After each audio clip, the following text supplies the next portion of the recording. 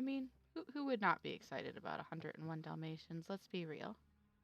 It's the 60th anniversary. It was aired January 25th, 1961. Whoopsie. Caps lock.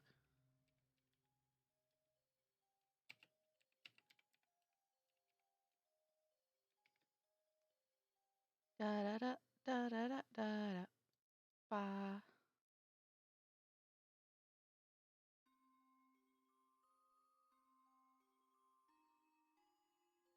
Here we go. That is the better.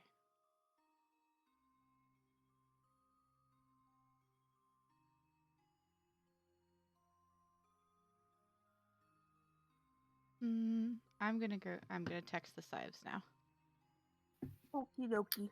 See if the Sives is And I have coffee now. delicious, delicious coffee. Who needs sleep? Sleep is for me, but it doesn't happen that way. So here we are. Who's in the channel? It's our peeps, the peeps, it's Kat and Aaron. We're waiting on. Is that a Nick? It is a Nick. Is that a Nick? Groovy is like Fred Boat. It is a Nick. Do you want to say hi to a Nick? I have a headset, not speakers, so. Hi, Nick. Hi to the Nick. Hi, Nick. When are you gonna join us for the Dungeonsing and Dragonsing? She passed me the headset backwards, so the microphone is on the back of my head. Secretly, you are some kind of yokai from Japan, where there's a face underneath the hair. I am a yokai monster. Excellent. All right. Well, on that note, Gotta heading go back to wrangle my babies. wife. So what? Said gotta go wrangle babies. I'm going to do a little bit of. I think the baby's asleep. I'm going to go do a little bit of writing before I get on to play League of Legends with my friends. Oh, I get it. We're not friends. Yeah, Great. Oh Well, God, she I'll just played- remember that when I'm stabbing you in Among Us. That sounds good. You guys have a pleasant evening of ding.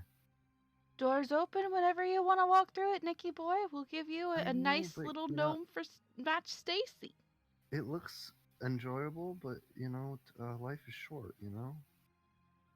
There's So are many gnomes. things going on. Both of these are valid points. I'm gonna hand you back to Stacy now. Okay.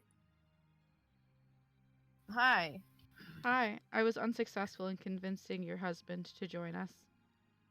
Oh, for this evening. For, like, any time. He has no cares for this. Well, that's rude. He said life was short. He hasn't expressed an unwillingness to D&D to me. Ever. He said life was short. I offered him a gnome, which is also short, but he was unimpressed. Huh? So what? You can play D&D with us sometime. Not this campaign, maybe next campaign. Well, I mean, one of our players is kind of an internal hiatus, so if he wanted to jump in, I would not stop him. No, he's making faces at me, and he doesn't seem interested in playing D&D. Have you shown him the new GIF? Nick, you have to see the new GIF.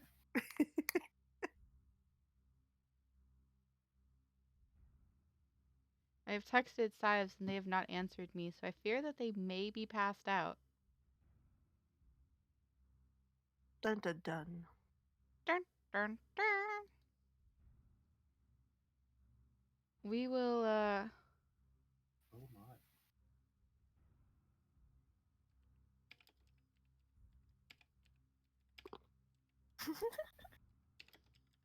heard the oh my. Who's Tibbers? Is that a pet? No. Or is that like one of your No, Tibber is the man in the GIF, the one who's like running around scared. Yep. That guy, that's Tibber. He's an NPC from last episode. Yeah. Sives was just trying to get the key off the floor that was dropped. But Sives right now has an arm made of spider legs because reasons. Their arm got eaten off by a dragon. Because That gif they reminds made me poor of the, choices. I don't know if either of them have seen the movie The Thing, but there's a thing where spider legs pop out of a dude's head. You know, I've seen that, and it's pretty terrifying. The old one and the new one. The Aaron thing, has seen that. The old one and the new one. It's pretty terrifying. the thing is not a fun thing to have to deal with. Yeah, I don't like scary movies. I'm a bit too wimpy for that. I like scary movies that are like suspense kind of scary, not Nope. jump scare kind of scary. No, I can't do either. The suspense gives me like anxiety that I just can't handle, and then jump scares like Oh, always get me, which just makes me really mad because like I'm not scared of what's happening. I Oh. just don't like things jumping at me. what you're saying is that the next campaign needs to be Curse of Strahd for sure. Is that a scary one? So the main villain is Strahd von Sarovich, the eternal vampire king. Oh, so what you're saying is it is basically a scary movie in D&D form. Yeah. Yeah. The very first adventure takes place in a house affectionately named the Death House. Well, as interesting as that sounds, it also sounds like very much not my cup of tea. Have you ever seen 13 Ghosts? I don't think so because I don't watch scary movies because How I about- don't like them. How about Monster House? Yes. Yeah, think Monster House. Now multiply that by like 12. No thanks.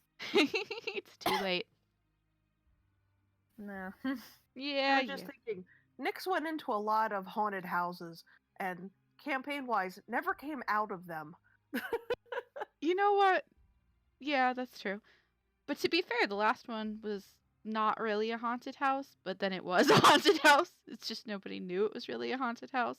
They just assumed it was a haunted house, and then it wasn't because all of the skeletons were locked up in a different room, and nobody ever opened that door, so all of the quote-unquote hauntings were just spells from some jerk-ass mage in the basement that nobody knew about. And then somebody decided to open the door. If it's a door, I mean, there's a bed in front of it now. it's true. There is a bed in I think front of there's it. 2 beds in front of Several. There are several beds. You like took all of the beds and you piled all of the beds up in front of the door. But it. I like how like my character's like living on like 1 health, covered in like acid, and like it's like no one is gonna push the beds in front of the door. I'll push the beds in front of the door. oh man. Yeah. I have texted and I have messages to the Sives, and they are they have not responded, so I am assuming that they are maybe passed out. We're gonna give them a little bit of time, give them till like 9:30, but if they're not here by 9:30,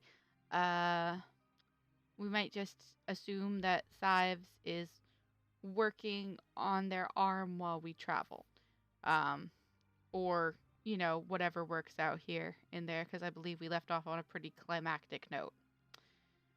So while we are waiting Scary.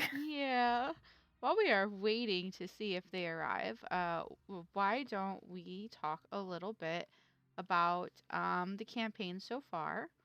Let's start with you, Kat. What has been your favorite? What's been your favorite thing so far in the campaign that we've been able to do? Let's see. Let me bring out the notes. Let's see here. Well, I do think it's very fun that I have a Nibby also, because I wasn't anticipating a Nibby, and now I have a Nibby. The Nibby is a pretty unique character, as are Donabella and Ruby. A major thing about this particular campaign is the introduction of sidekicks and the leveling up process of the sidekicks. It's vastly different from the player characters, and it's only in this one little essentials kit that we've got right here where it's actually figured into the games. But it gives you a nice way of boosting the party up without making it too overpowered, since the side characters aren't as powerful as player characters. They're like slightly amped up NPCs.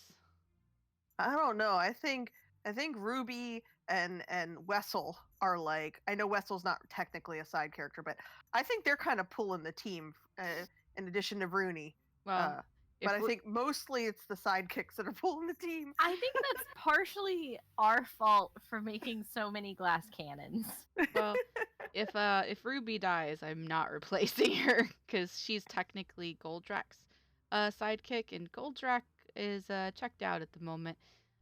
So if he comes back, I'll give him a new side character. But if Ruby ever dies, she's not getting replaced with anything.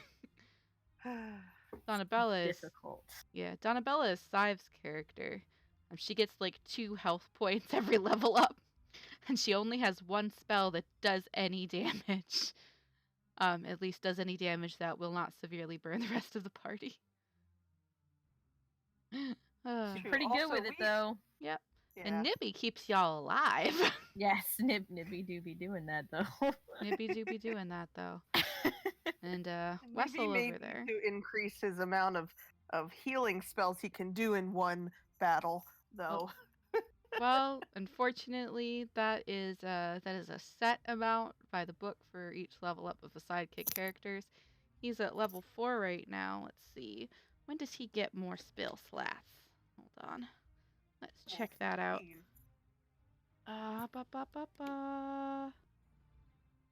Let's see. He's a spellcaster side 1. He's at 4th level right now. When he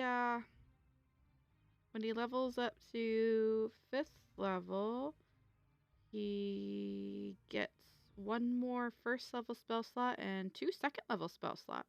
Ooh. And he'll also learn the spell Aid. I don't know what that one does. I don't remember either, but I feel like it is It might be helpful. I think it's like a sort of a buff like Bless, if I remember correctly. I haven't ever taken it on any of my clerics or casty types, but I have reviewed it when choosing spells. It sounds helpful. Yeah.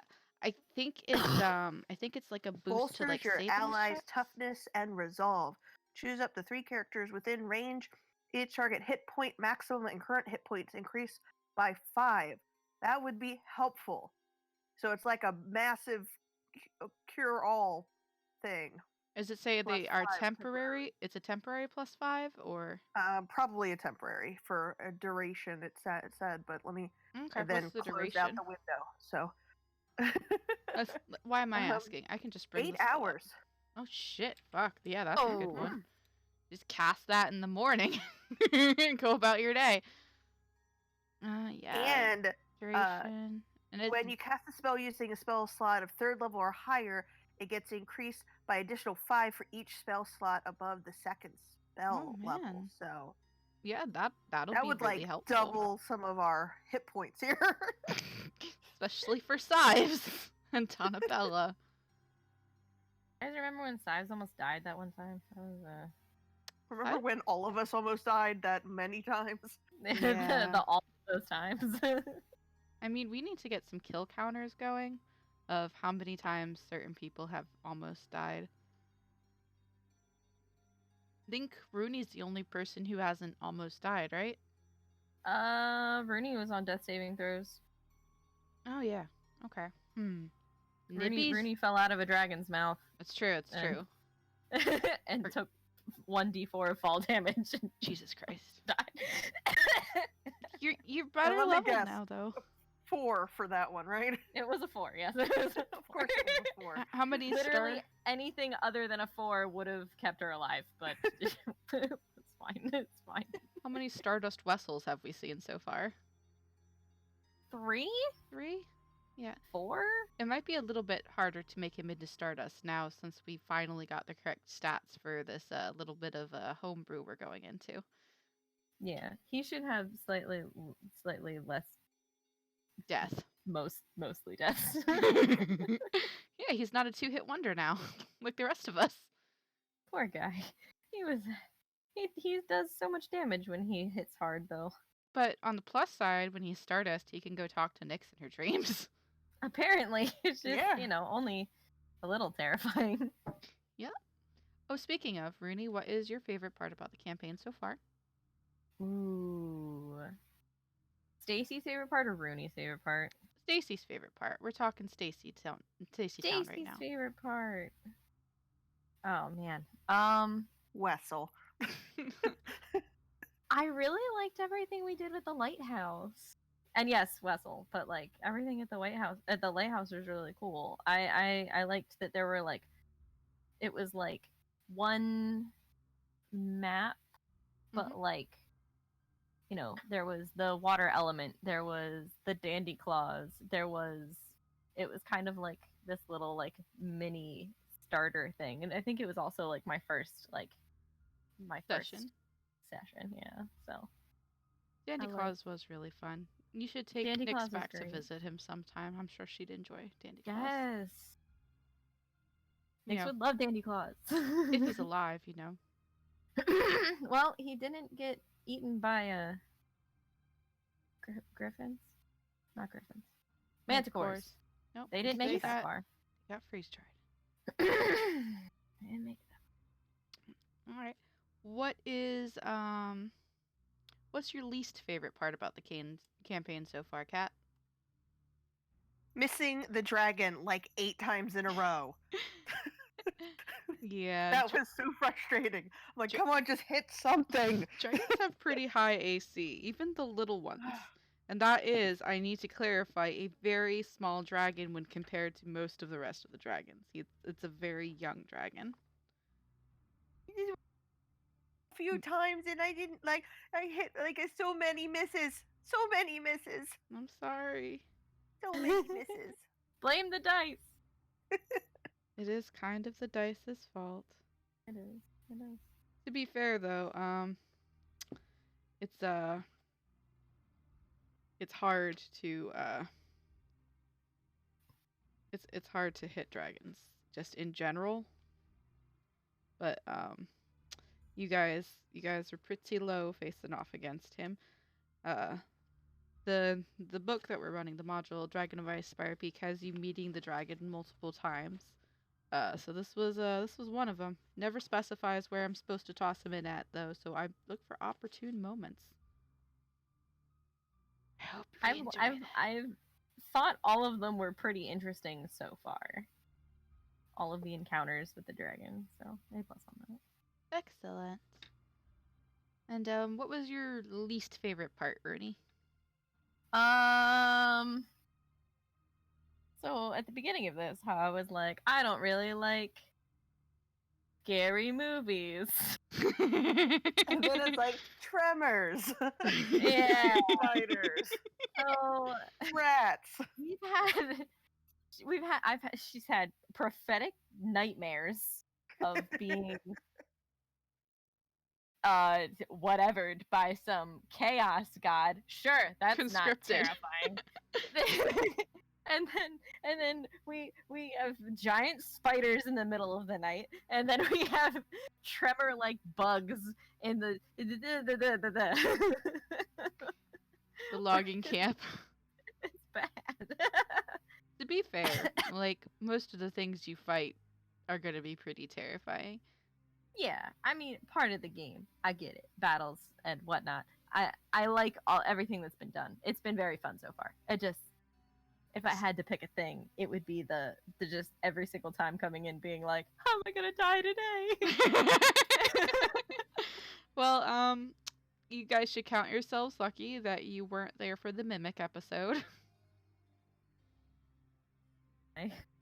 So, a Mimic, in case you were unaware, is a creature that can take on the form of other objects perfectly so that you cannot detect it.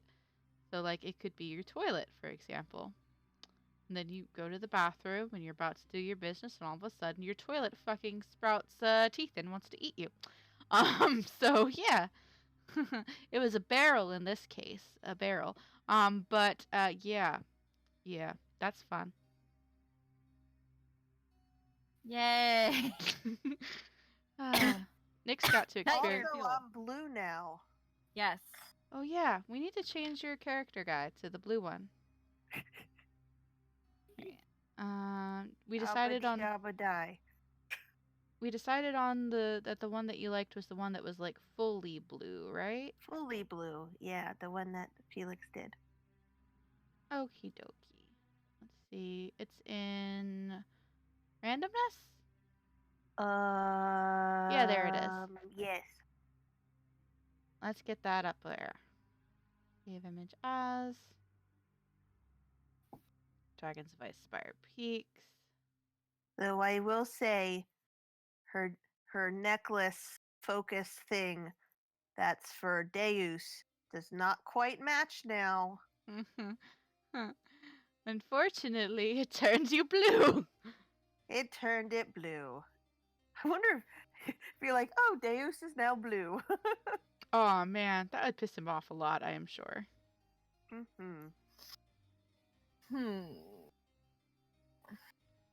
Let's see, where did blue guy go?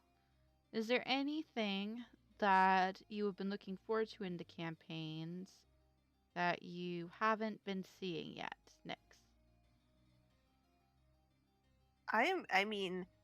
I'm used to, by this point, we're in a house and we're trapped and the game ends. So we've gone a lot further than I'm used to. I don't really know what else to expect.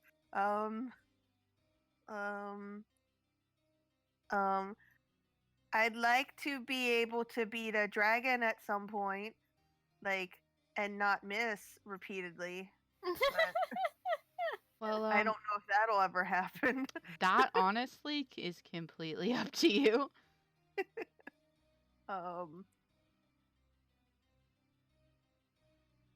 I don't know yet. Okay. Bruni, is there anything you were looking forward to that you have not seen yet? I kind of came into this with zero expectations because I'd never played before, which I think is very apparent. But you know, when originally setting up my character, for the memes, nobody who's listening knows this because we've never encountered them, but Bruni's favored enemy is giants. Yep. So some giants would be fun. Some giants would be fun. You guys aren't really in the mountains yet. There's not a lot of giants in the forest. There's sometimes one or two. There's also not very many dragons in the city or giant bug things, and not in desert areas. In logging camps. Yeah. Well, Ankegs can be a lot of places, but they prefer sandy, silty territory. So this logging camp is close to the river side, which does have some sandy, silty territory, but you would be more likely to encounter them in a desert or a beach. It's not utterly unheard of, but it is kind of a weird place for them to be. Sorry, geeked out for a minute there. No. Cool. I get you. I'm here. But yeah. So giants, we can see what we can do about that. I just think it'd be really funny for Rooney to be like, ha ha ha, this is my time to shine against, like, giants. Just a giant. We don't need too many. We're okay with just one. Being just about 3 feet tall. Just, ha ha ha, this is it, guys. Let me see what the CR on a giant is, just out of giant. I kind of want to at some point see that Oh, there's a lot of giants. That lady, the potion lady that I haven't gotten to interact with yet, but I don't know if she's ever excited or anything, but I'd like to meet her, yeah. Let's see. Hill giants are probably the giants that you'd be around the most. Challenge rating of 5, okay. Bad was the dragon? I can understand giants. I know their language. Challenge rating of 6, okay. You might be able to swing that. I get advantage on survival checks to track them. I get advantage on intelligence checks to know information about them. We'll see if we can work a giant in somewhere. I'm sure there's a giant around somewhere. I could also give you a giant wolf spider. I thought you said you were taking those out of the out of the equation. Nope. No. The things that you do with Just them lies. is just too funny for me to pass up, even though I'm terrified of spiders. I am quite enjoying the way things happen. So, besides, what if Sives loses another arm? They're gonna need it. They're gonna need extra. They can take an arm from a giant after I whoop some giant butt. The giant arm will be 3 times the size of their body. Well, you know, gotta start Just somewhere. be the hand. Just the hand. No, Use a a finger. finger Just a bone. finger. The thumb. The thumb. The bulkiest arm. Now I have a higher strength score. That's how that works, right? Yes. Kat, what was your favorite monster so far that you got to fight? That wasn't the dragon that you haven't been able to hit. Favorite monster. Let's see here. I thought the tremor things were interesting because you kind of want to put yourself in places that aren't necessarily like in line. It's almost like chess, in line with the people like behind you and stuff, because you want to try to, not have the acid kind of go against all of them. Mm-hmm. Not the big tremor mama, but the little tremor things. But I don't know. Yeah, there's a lot of the orcs hit really hard and hurt a lot. Oh yeah, they do. But I kind of stayed back, so that was pretty good. And Nibby like hurt himself on a window. The window is secretly a mimic. No. I did enjoy Wessel diving out of a window and annihilating the orcs below. Can I change my favorite moment? I completely forgot about that. That is my favorite moment so far. Pretty badass moment.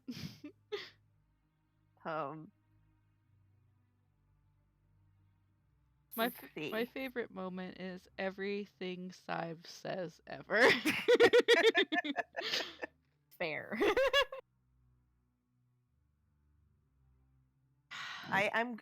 Will say I'm excited to eventually go to the lady to figure out about our dreams. Oh yeah. You guys were planning on visiting her on the way back, weren't you? If we I remember. have a feeling that we're learning something about Rooney. Maybe. And Nyx forgot to like ask Wessel like look at him like, yes, did you actually come to talk to me, or did you not come to talk to me? Gyarados. Oh my gosh, that's so cute. You guys. You can't see it, but Patrick has made an Among Us picture.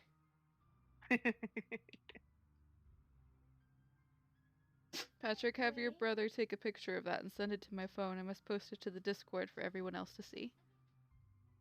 Hey, guys, close the door. Close the door. Also, I think the Ox is probably the best fighter we have. Pardon me for just a second, you guys. Sorry for the interruption. Dog got into the room. He must be chased out. Ox friend is like the strongest fighter that we have on our team.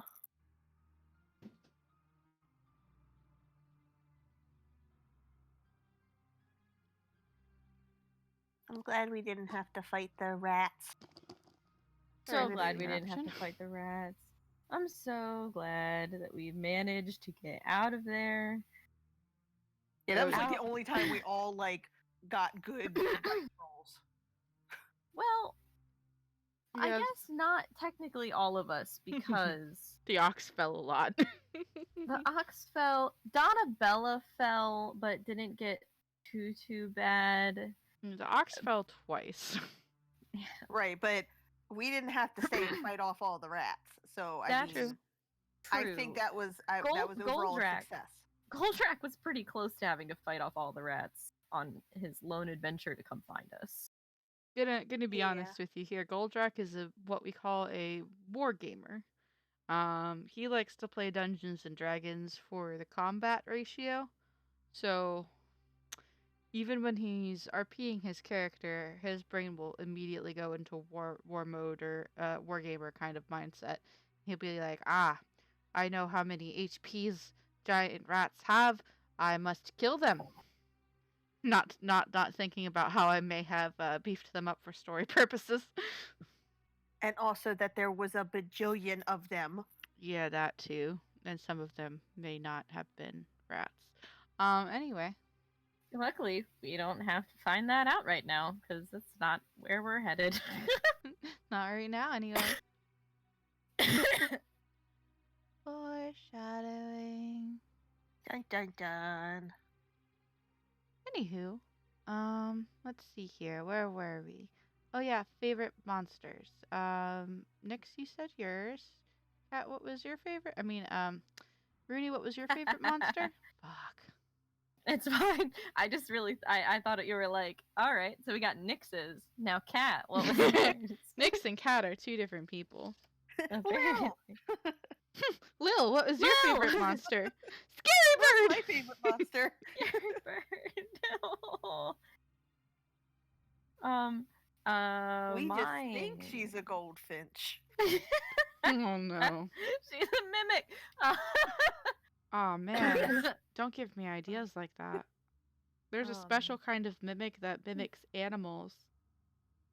And instead of like eating their victims, they make their victims love them and take care of them until they emotionally sap them of all energy, and the victims die like they've been drained, but like a vampire, only emotional draining like a vampire until they just lose the will to live and go on. Yeah, that sounds extremely possible with Lil, because we all love her so much. Yeah, Nibby's already going through some emotional trauma. Yeah. Poor Nibby. Oh, Nibby. What a sweet summer child. Speaking of trauma, what's your favorite bit of trauma so far? Do you remember the orc heads? Yep. That one. The orc head? He's like, I'll help. Yeah, Nibby holding the bag of orc heads, taking it up to the desk, and then having orc heads roll off of the. That's my favorite. Yeah. My favorite enemy so far has been orcs, for the record. Because they've been less scary than the bugs? No, I think they're kind of like more what I had in mind when starting the campaign. Mm-hmm. So. And also Rooney flies into a rage and is able to annihilate like 5 of them at once. Rooney doesn't want to talk about rage right now. Rooney's like scared to be upset about things. I smelled stopped her. I smelled dual classing into barbarian in your future.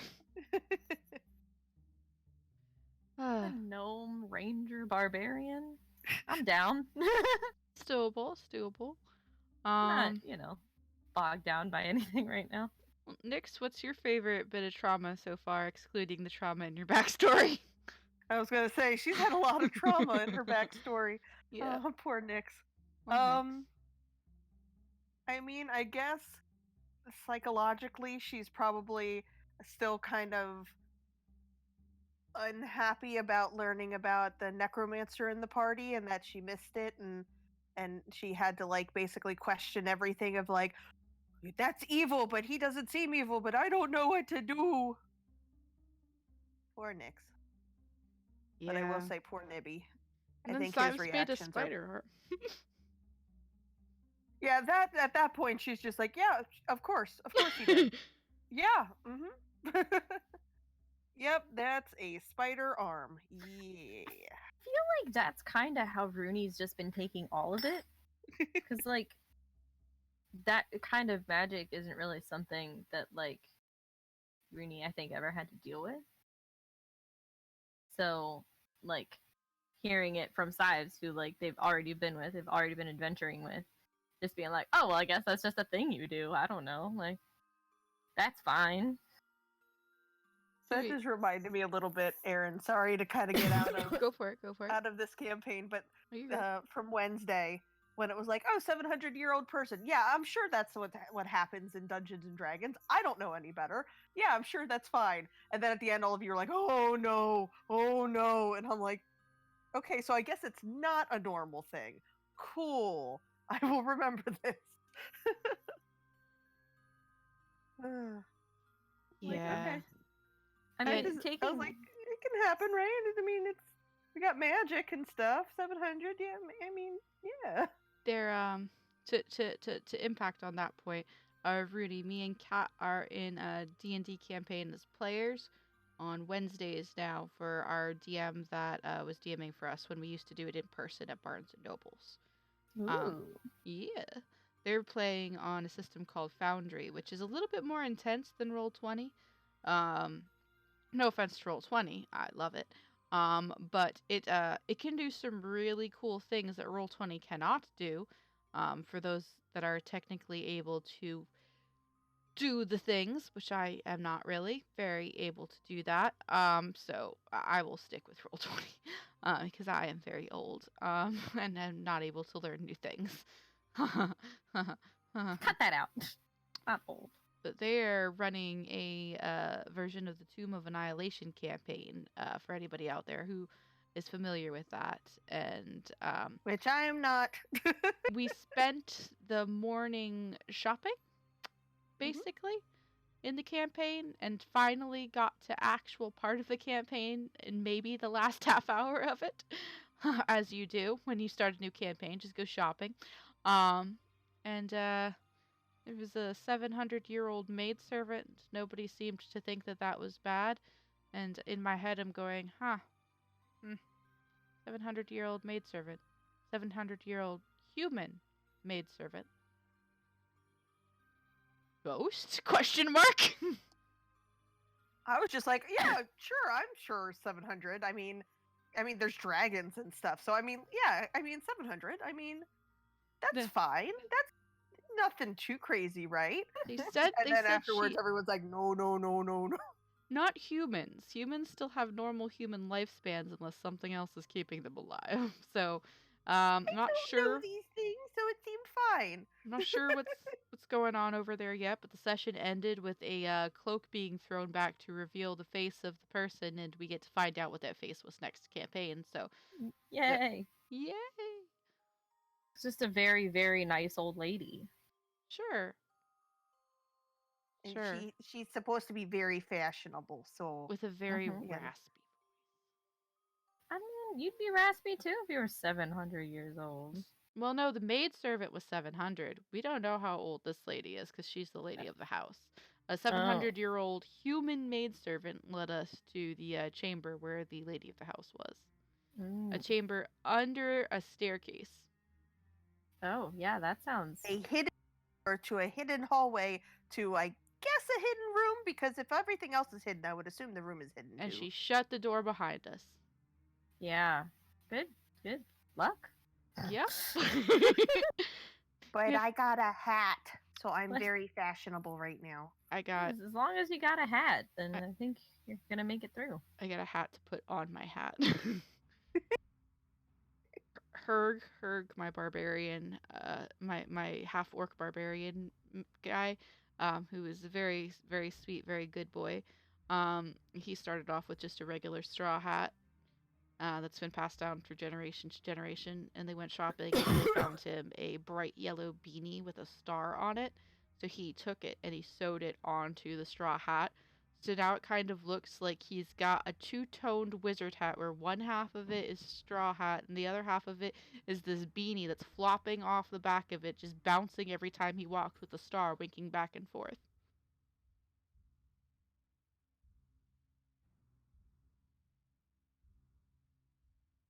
Are you okay? Who are you talking to? Everyone who the silence is. I do the silences sometimes. I apologize if I'm mildly distracted. I'm currently putting hair on a doll that I crocheted. Aw, it's My cute. my daughter requested worry dolls, and I didn't know what that was, so I had to Google it. And apparently, they're very, very small, absolutely tiny crocheted dolls come from Guatemala that you tell your worries to, and then when they worry about it for you, they talk about it and they worry about it, so you don't have to. Oh And yeah, I they're thought that pretty was cool. really sweet. From But Senor in high school. Yeah, he had those. So did what's her face? The history teacher who went to uh Spain like every year and would bring back those little stone animals. She brought back worry dolls too. Or not Spain, yeah, Mexico. She went to Mexico every year. I don't know how I got those two confused. They're completely different continents. it's all good.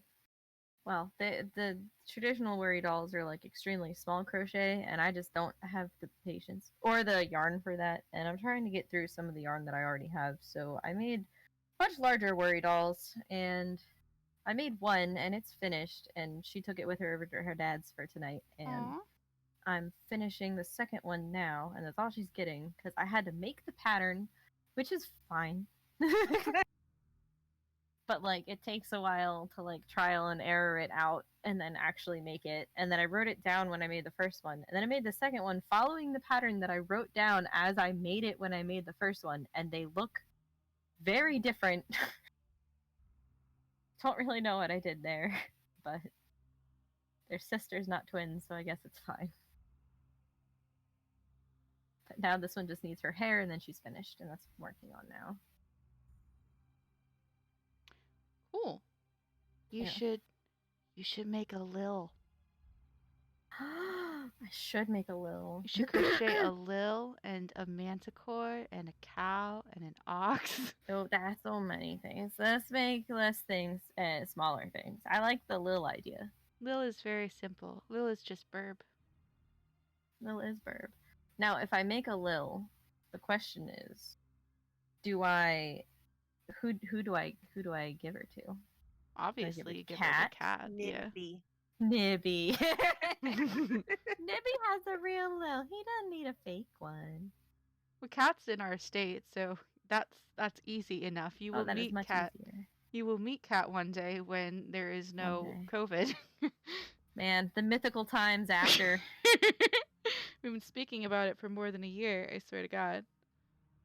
Mm. Oh, when it all started, I was like, man, when this blows over. I know at work they were like, you guys are going to go home, and then in like, a couple weeks, you're just going to come back. Nope. Okay, in a couple months. In a couple years. Maybe in the beginning of next year. No. Okay, maybe in September. So.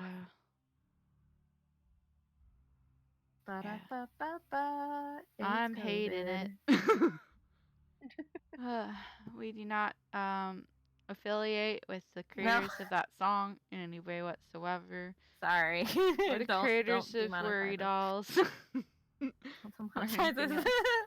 Anything else for that matter.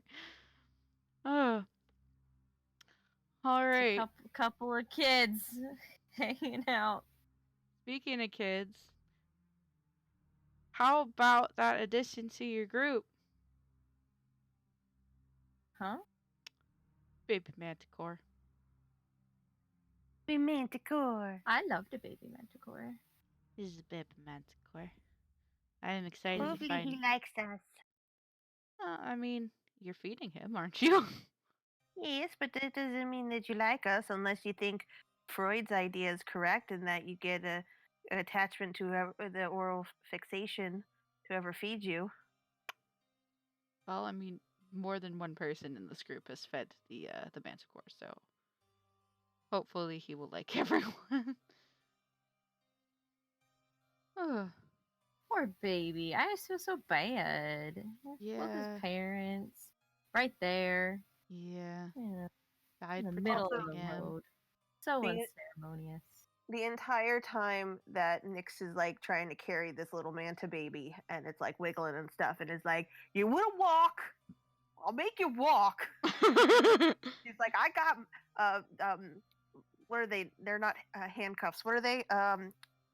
Manacles? Manacles. There, that's the word. I was like, manticore. No, my brain would not go to the other word. She's like, probably could fit around his neck, and then we could tie a rope to it, and that'd be like his collar and like a leash. Oh my god. But he doesn't walk yet. You could get one of those backpacks like the Corgi and all the TikTok videos has, where the guy's got the Corgi and a backpack on his back and his little paws are dangling out, and he's just having a good time. Except he's also got a scorpion tail, and I feel that that would end poorly for everyone. Be a little pokey, and it'd be a little bad. Yeah. All right. Is there anything, Nyx, about your backstory that you would like to share with the viewers? It's okay if you don't. Was there any little tidbits you want to dangle in front of them?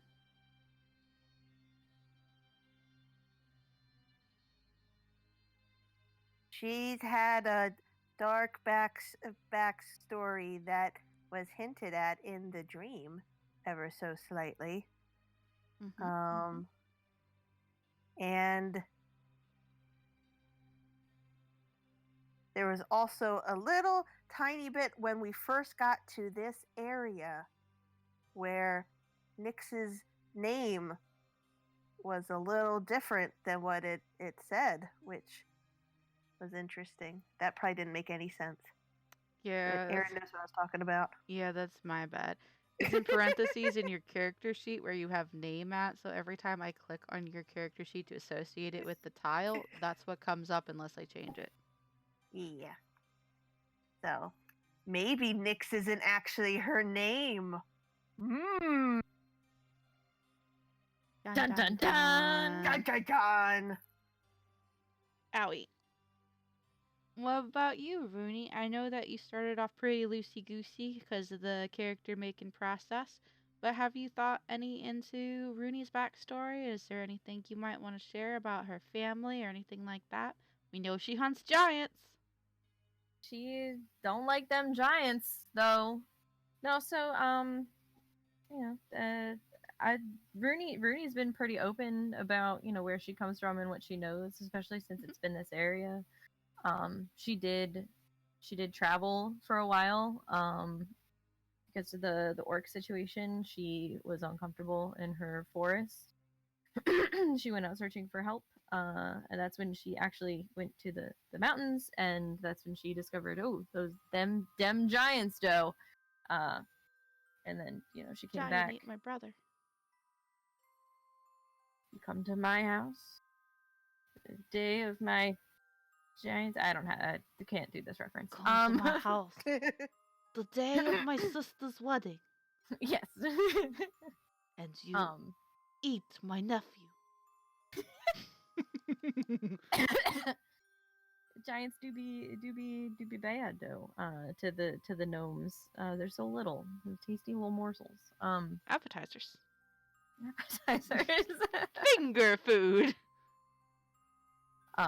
Just wait till a finger becomes an arm. Oh god, thumb arm. Then she came back, realized that the orc situation was worse, and then searched for more help and ran into y'all. So that's about all I've got for her.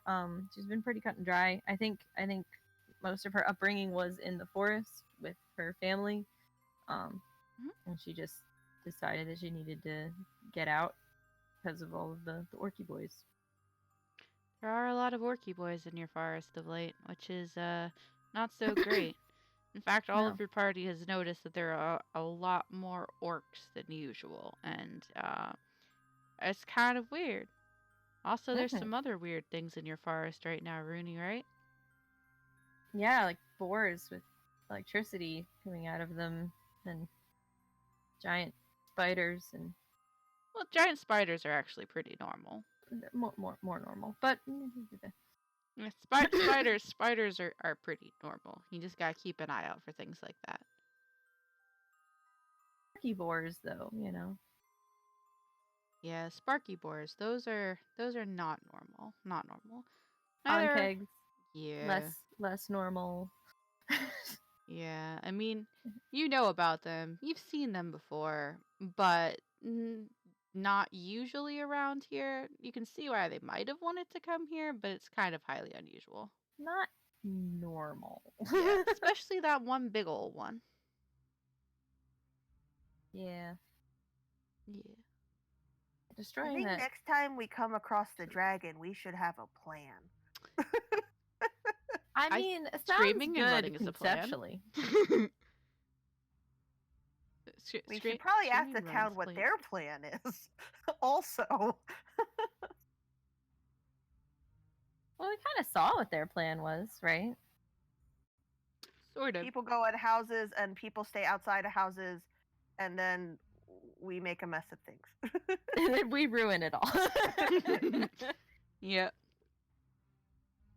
You aren't really sure what the full extent of their plan had been, but you did see that they had moved pretty quickly to get everybody who was not a combatant inside the houses and like away from windows and things.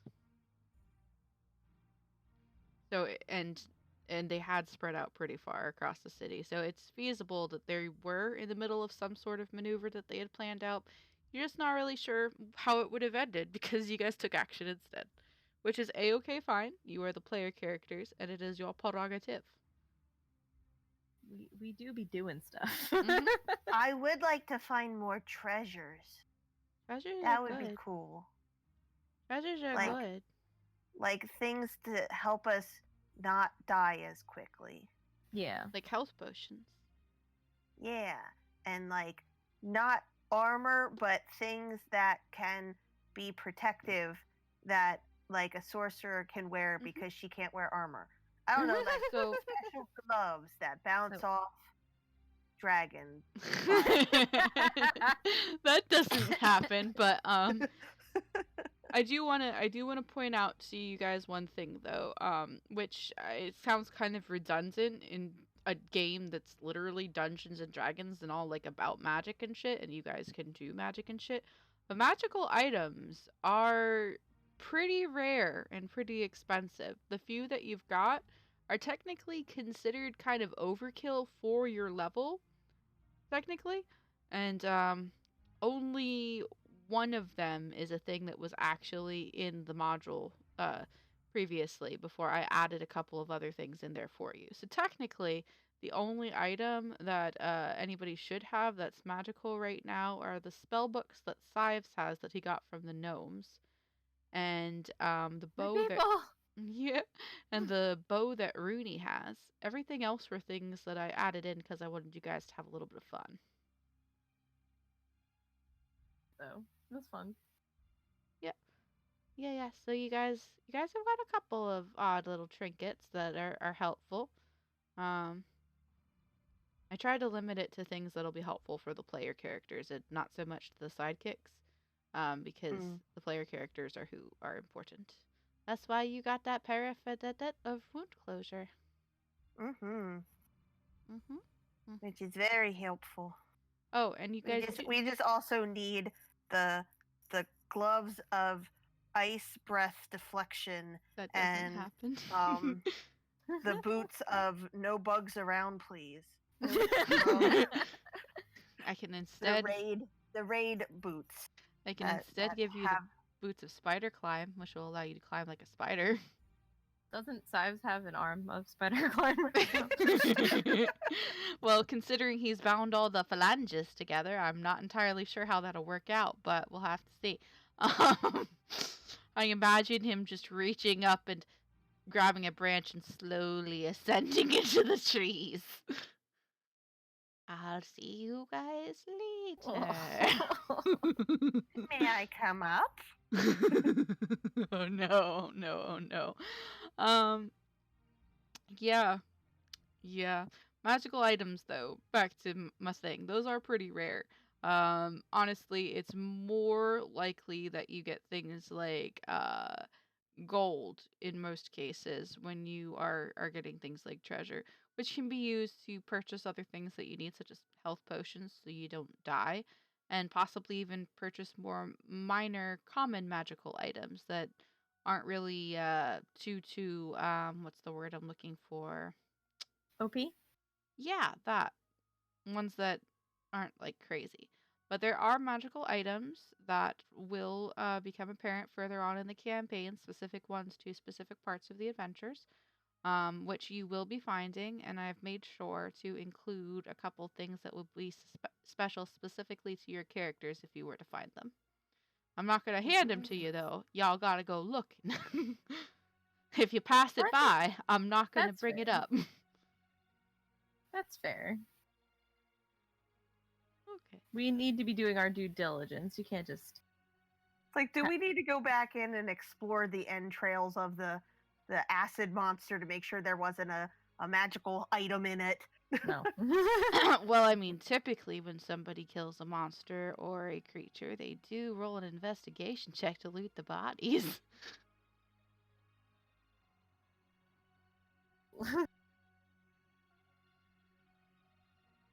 Rooney, you're gonna have to do that because you and Sives are on the floaty disc. Rooney can't do anything without Sives putting me on the floaty disc, and Sives isn't here. True, it's true, it's true. We should call Felix, be like, you okay? I think that that's a good idea. I think I am actually going to do that right now. I've tried texting them a couple of times. They have not answered. So I'm going to give them a call really quick. I'm going to put myself... Or they're not dead. Yeah. I don't want them to be dead. Me neither. I like them. I will be right back. I'll make that call.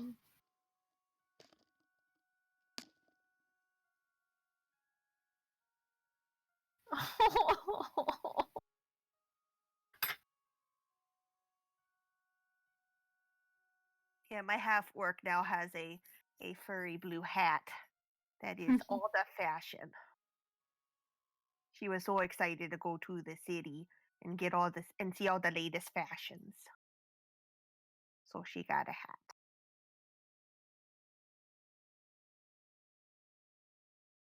So fun. I like it. It was the least gaudy thing. The least? Yes, we actually had to go to a different store and buy this one because everything else was different store. Yes. I love it. Because the other store had like bright, vibrant purple and pinks and stuff, and she's like, "Oh, I don't know if I could pull that off."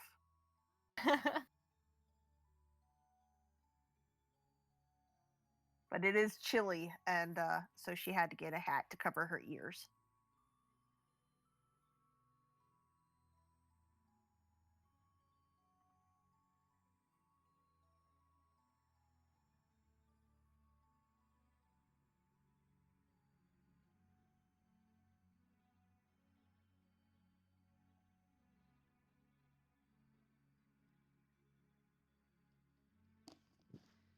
All right.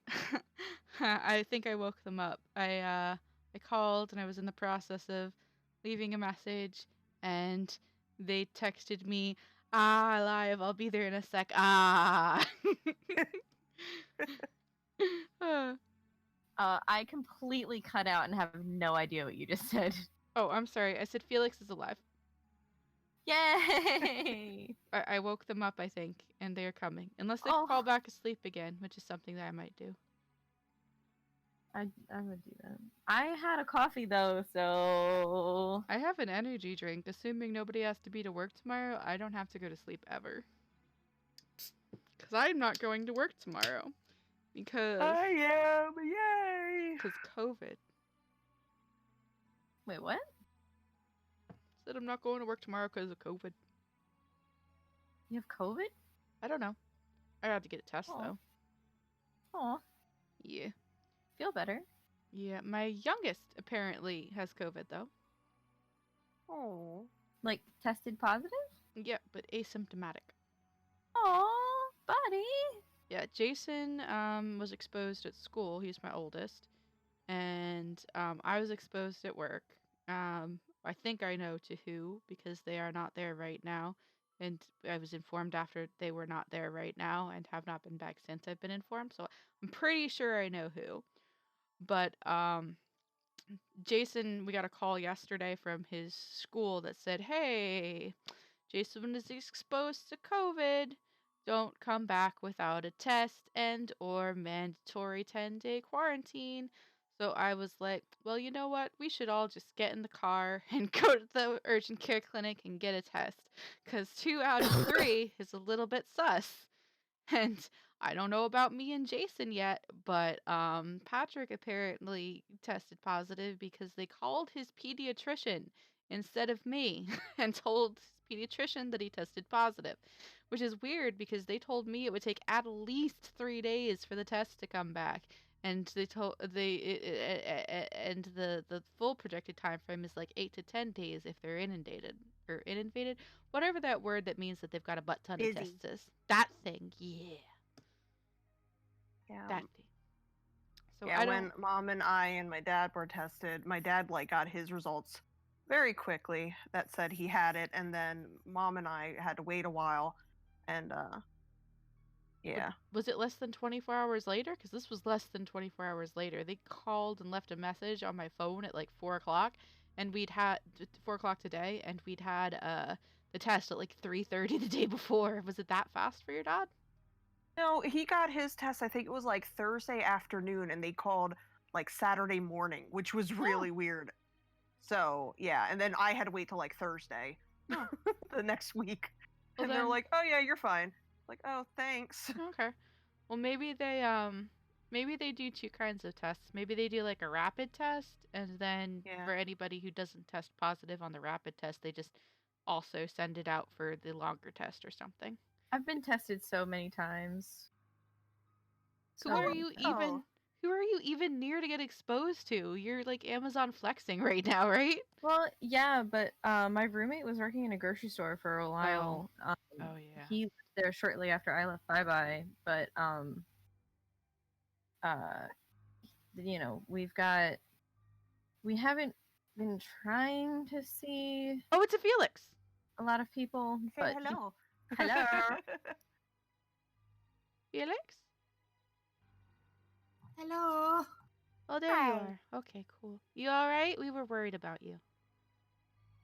Yeah, no. See, the thing was, I was asleep, and I had changed my ringtone to the Pokemon battle theme, and I was so confused as to why Pokemon Go was going off on my phone. So I finally woke up to open it, and I was like, "Fuck!"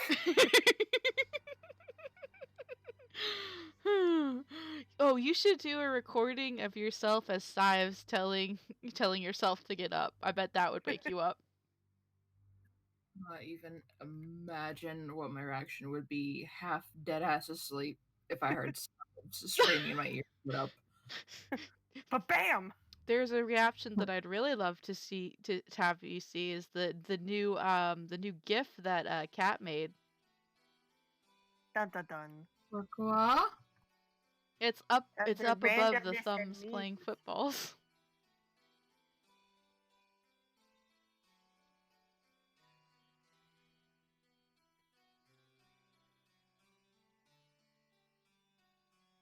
It's got the warning.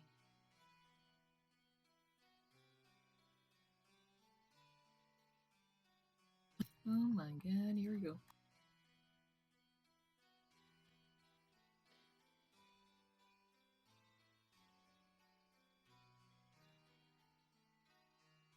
guys, I'm almost done the hair. I'm very proud of you. It takes so long. I wish I could pause the part where he's being hit with the broom so I could see the full thing. You want me to send you that screenshot? Yes.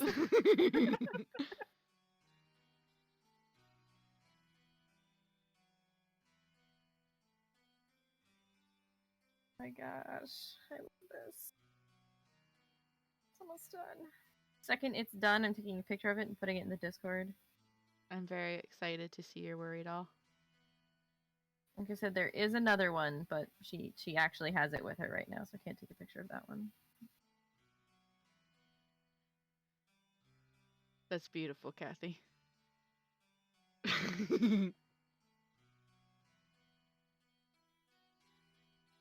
uh, oh, but how do you like the GIF?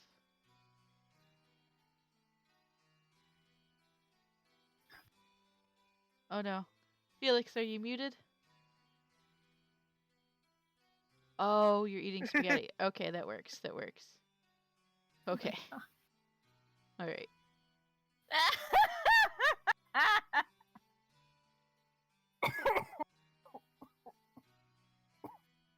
Please stop dying Never. with your coffee.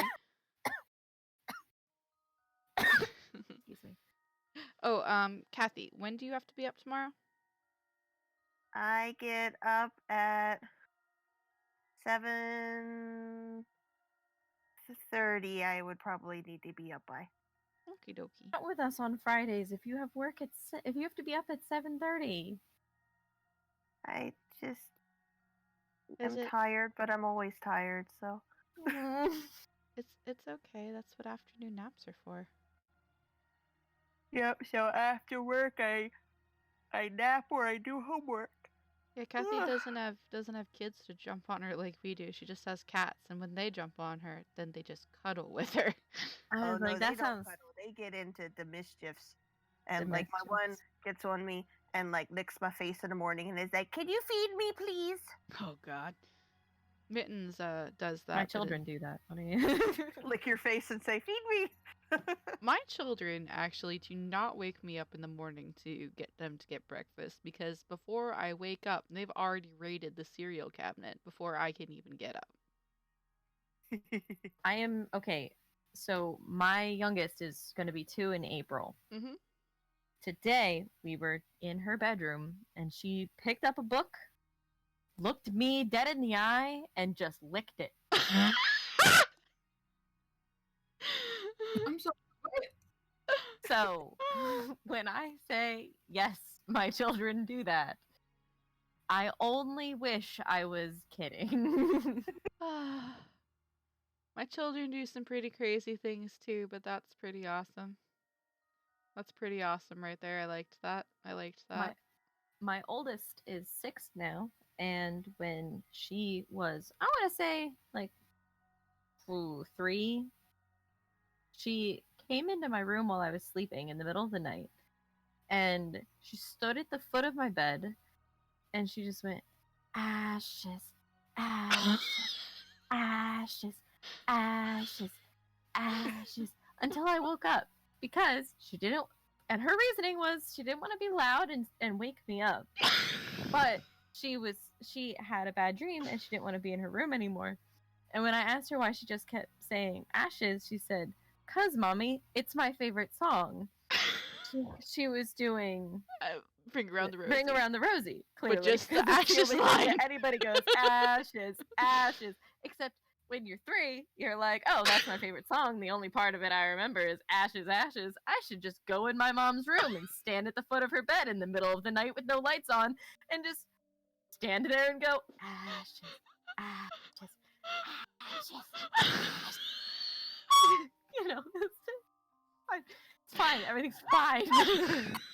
Good. We questioned why Stacy doesn't like horror movies.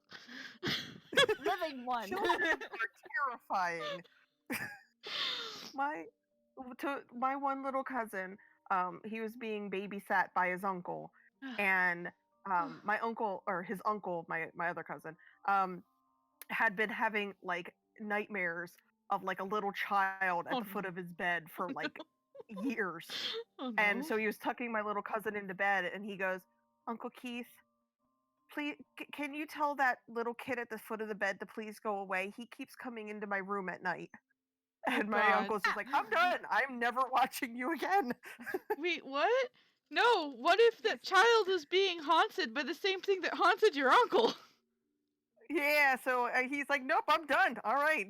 I am not watching the little kids anymore." Kids see things, man. Yes, they do. Also, I put the second verse of Ring Around the Rosies in the chat. Wait, there's a second verse? cows fuck? are in the meadow eating buttercups. Ashes, ashes, we all float up. Oh no! Everything floats here. We all float. Because you fall down in the Uh-huh. first verse and you get back burned. up in the second verse. No, that's not how that works. Ring around the rosy Nope, skin. nope, you just stand up at the end. Pocket That's why full there's of a second verse. posies. Their pockets are Ashes, stuffed with ashes, posies. we all fall I down. know. Ashes, I'm ashes, just you trying to get be burned to positive. death. Because Yeah, of the well, they don't want them to plague. smell, so they give them the poppies, and then you. I'm confused float about the up to cows in the heaven. meadow eating buttercups. Is that we scattered the ashes in the meadow and it made the flowers bloom? Is that what that is? Sure. And then ashes, ashes, we all go up to heaven? Only Sure. assume that part, yeah. It's less that and more that they're just cows and it was something to rhyme the song with. Yeah, as I say, they needed buttercups. I guess. I really want to know what Pop Goes the Weasel is now. Let's ruin Wessel's song. I mean, they're killing the weasel. So I don't know. Pop goes the weasel. Oh god, no. Never Pop the Wessel. But Poofs. so Sives. I did enjoy the floofy weasels. Oh yeah, the Angora weasels. I didn't know those were a thing. I've been seeing these really fluffy weasels on TikTok though, and I was like, what kind of I mean, this really fluffy ferrets on TikTok though, and I was like, what kind of ferrets are these? And they're like Angora ferrets, and I'm like, that's a fucking thing. Yeah, it's apparently a thing. Angora ferrets. I had no idea, but they're like bigger than regular ferrets, and they're very fluffy, and apparently there's two different kinds of faces for ferrets. There's like the long, sleek kind of face, which is like very weaselly, and then there's one called bull ferrets, which have more of a squished up face, and they're chunkier. So chunky Angora ferret is my dream ferret, apparently, because yes, all the chunk, all the time. Also, the one Angora ferret kind of remind me of Ollie with his white floof. Sweet, sweet Ollie. All right, but anyway, while you were gone, Felix, we were just discussing what we have done in the campaign so far as what our favorite points and our least favorite points were and all that. So, if you're done your spaghetti, I'm gonna ask you some questions. Not done, but I am Gonna be graded. Yes, be great. There are correct answers. Yes. Anywho, what has, without choking on spaghetti, what has been your favorite part of the campaign so far?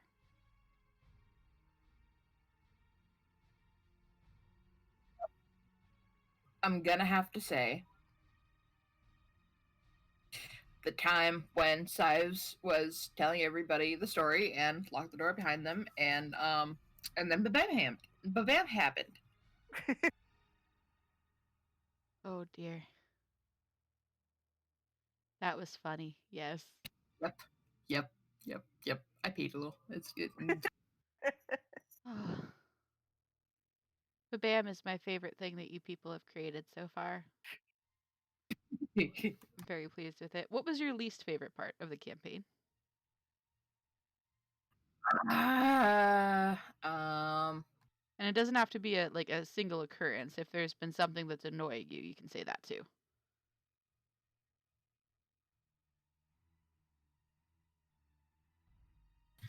Honestly, you'd think it would be the time that Size actually died and made everybody sad, but that actually was like really good. I have to say is that one day when I didn't get a roll above a 5. Oh yeah. And then the party got really hurt. The dice gods were not kind. Yeah. That was when we were fighting the harpies on the first part. Yeah, those harpies are kind of tough for lower level characters. I tried to balance them okay for your group, but they were still pretty fucked up. They were tough, but I really enjoyed the harpy stuff. Nyx wasn't there, but at the very end of the harpy situation, Rooney landed a sniper arrow shot from like almost full distance. Yeah, they Nice. were almost out of your range. If you had missed Yeah. that another round and that one would have been gone, no Yeah. chance of anybody hitting it ever. No, but Right? she downed it into the water where it got devoured by sharks. It's I don't think I knew awesome. there was harpies. Did I know there was harpies? Oh, they were at the lighthouse. It was lighthouse. it was I know, a but I session don't think before you joined. I don't know if you necessarily told me about the harpies. I heard about like everything else, but that's well, interesting. I don't think I knew about that. the harpies weren't quite as what's words am I looking for? Influential. Yes, the harpies were kind of something that just kind of happened, kind of like the spiders that came upon you in the woods. Harpies just kind of happened. They weren't like an instrumental story piece, but they were creatures that were in the vicinity and did wish harm upon people. If only we would have known. Sives could have had a harpy arm.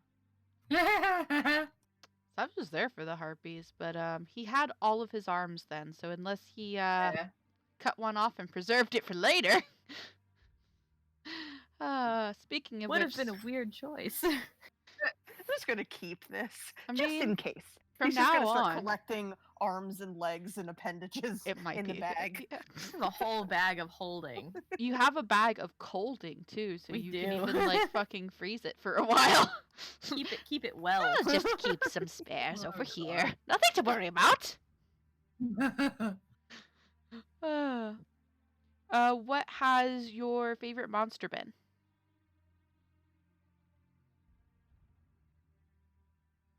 That's actually a good question. I have to think about that because they've all been so good.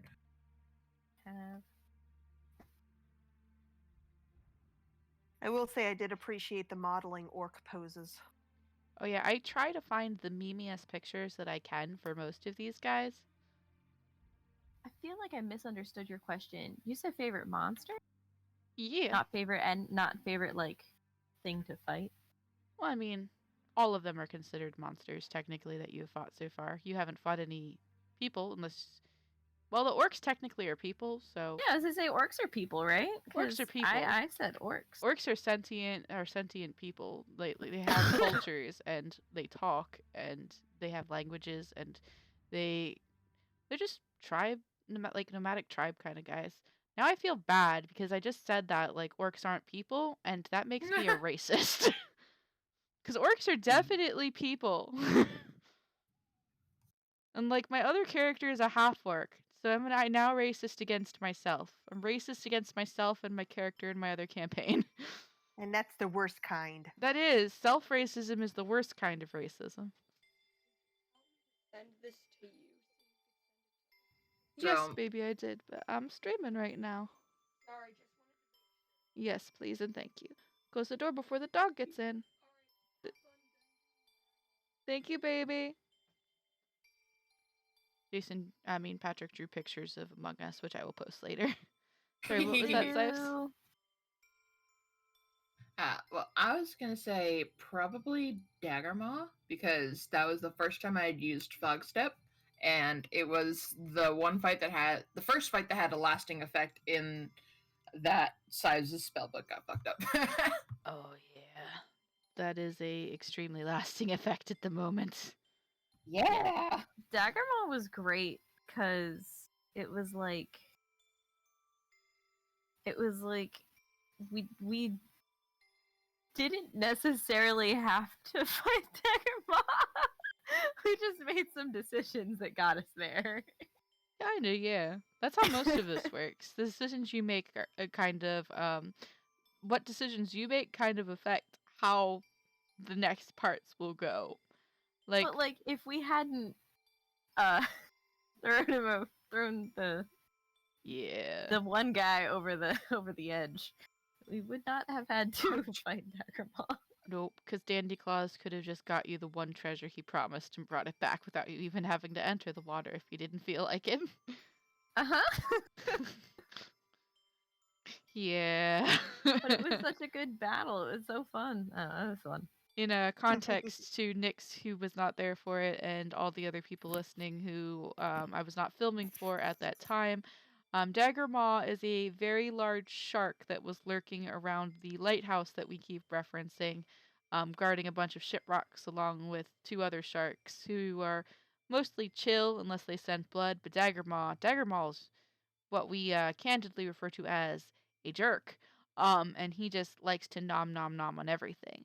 But our picture of Dagger Maw, which was quite lovely by the way, was actually drawn by Sives, and it is one of the uh, one of the first pictures that they ever drew for me, and he is so beautiful. Here he is, just on the screen, just as a reference. This is Dagger Maw. Yeah. Also known actually as Peter the Shark in World of Warcraft, because my hunter has a pet shark named Peter the Shark that I can never actually use because Blizzard, you cowards, you won't let me tame aquatic animals. But You cowards! Oh my god! calling you out, Blizz. So Iceely, she has a shark named Peter who follows her pirate ship around. But Sealy, we're not allowed to have sharks because they are cowards. But yeah, it's Lives drew that for me for our catalog for shark bait shipping, for one of our RP events where we were selling stuff. So it's beautiful and I love it, and I will never get enough of it. It's even on my Twitch page. Also in our stream, he occupies the box all the way over on the right hand side on our stream like 24/7 because I love him so much. But anywho, favorite encounters. What things have you not seen in the campaign yet that you're looking forward to? That's kind of a hard one because I haven't, as you know, I haven't played much Dungeons and Dragons, so it hasn't been many encounters for me altogether. But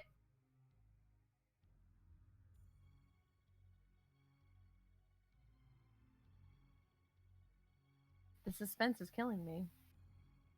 They might have cut out. No. My brain was working overtime because I'm still kind of asleep. I am sorry. That's all right. I was like, oh no. Because your mic does that sometimes, so we were worried. Yeah. Either they're gone. I mean, mentally, maybe. or very broken.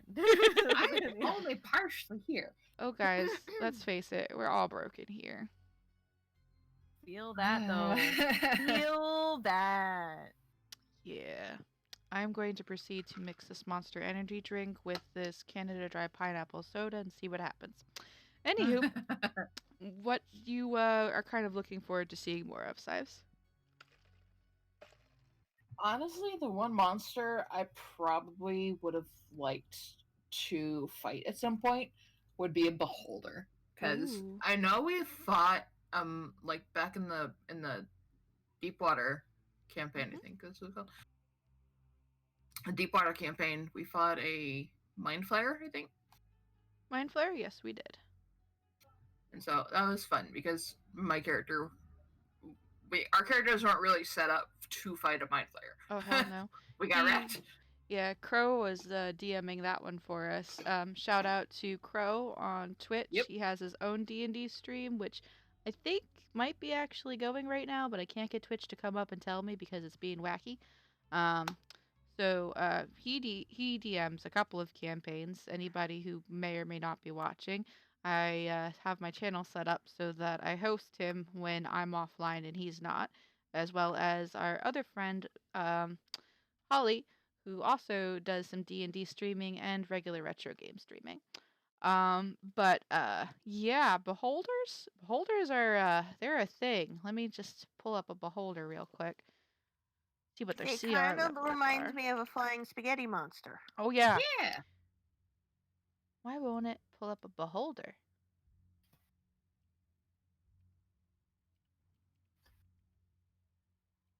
And sort of reminds me of the Wow. whatchamacallit did we had as a sort of helper against the orcs. What was that thing called? Oh, Motron? Yeah. Those guys are Except not metal. yeah. So Motrons are not what's the word I'm looking for? Alive in the sense of living? You robot? Yeah, they robot. I'm gonna Yeah. AFK real quick. I'll be right back. Okie Okay, dokie. bye. The So word you're looking for is sentient. they are sentient technically, actually. Mhm. But Artificially sentient. sort of, but not really, because Hmm. even technology has a basis in magic in this world for the most part. They're from another plane of existence. They're from, I forget what the plane of existence is, but basically everything's mechanical over there. It's like the world of order. I mean, the plane of order or something like that.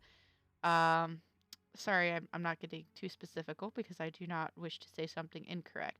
But from what I remember about Motrons and other entities like them, they are from a different plane of existence, which exists within the plane of order. And without getting too complicated, because there's a fuck ton of plane of existences out there, they're basically one of the things created to maintain order in the world. Um, so beholders, though, they're a challenge rating of 13 for just a regular one, a no-named one. To give you some context to that, the dragon that is the end game of this campaign is a challenge level 7. Oop. Well, at least this half of the campaign.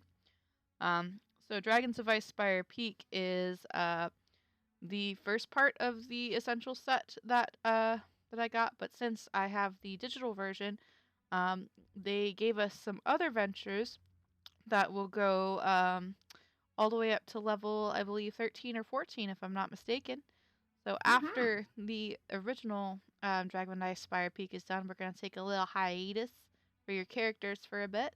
And then when we move on to the next parts, once you get to a high enough level, if there's a place I can toss the beholder in there that seems structurally story sound, I will keep that in mind. Just like I'm keeping in mind Rudy's requests for giants. Woohoo! I'll see if I can find something that works story-wise for everybody. I don't want to just toss guys in there because it's cool looking. I like to make it work. Also, Sives, I know that you just want a beholder so that you can take over their body. No, it's hardly fashionable. Xanathar would dare to disagree with you. Anywho. Alright. So, 10:23. We're a little bit past our regular start time, but we got a little bit more of a talking episode this time about our characters and what we liked in the campaign so far. So, no harm, no foul. Is everybody ready to get into it for a little bit of actual gameplay that we're doing tonight? Yep. Is Stacy back yet? I don't know. That's why I was asking. Whenever Stacy's back. Stacy's be right back. Okay. Whenever Stacy gets back, we'll get that started up. So that leaves me with one last question for Sives. Is there, and the answer can be no, is there any little bit of lore and or secret about your character that you'd like to share with the oh yes, which you'd like to share with the viewing audience at large while I hug my youngest child who wishes for hugging? I love you too, sweetheart. Now shut the door before the dog gets in. Thank you. Well, there's one secret I can't give yet. It's alright. The answer can be no, remember? Or it could even be something like what their favorite food in life was.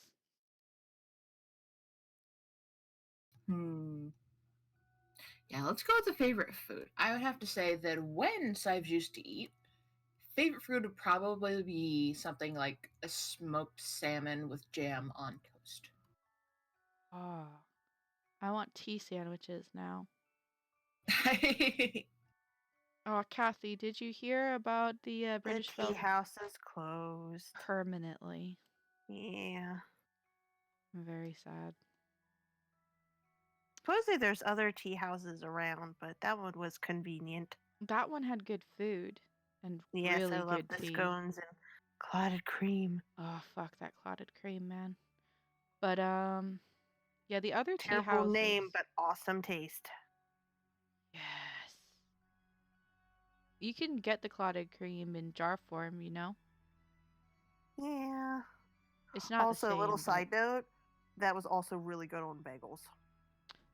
clotted cream is good on everything. Let's be real Yeah, here. clotted cream is just good. I would eat just the clotted cream, except I'm pretty sure I would die of some kind of sugar overdose. And So also, much sweetness. I would be a very fat person. Like, more fat than I am right now with my almost 200-pound self.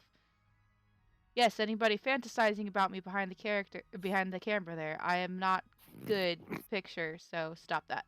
Thank you. Anywho,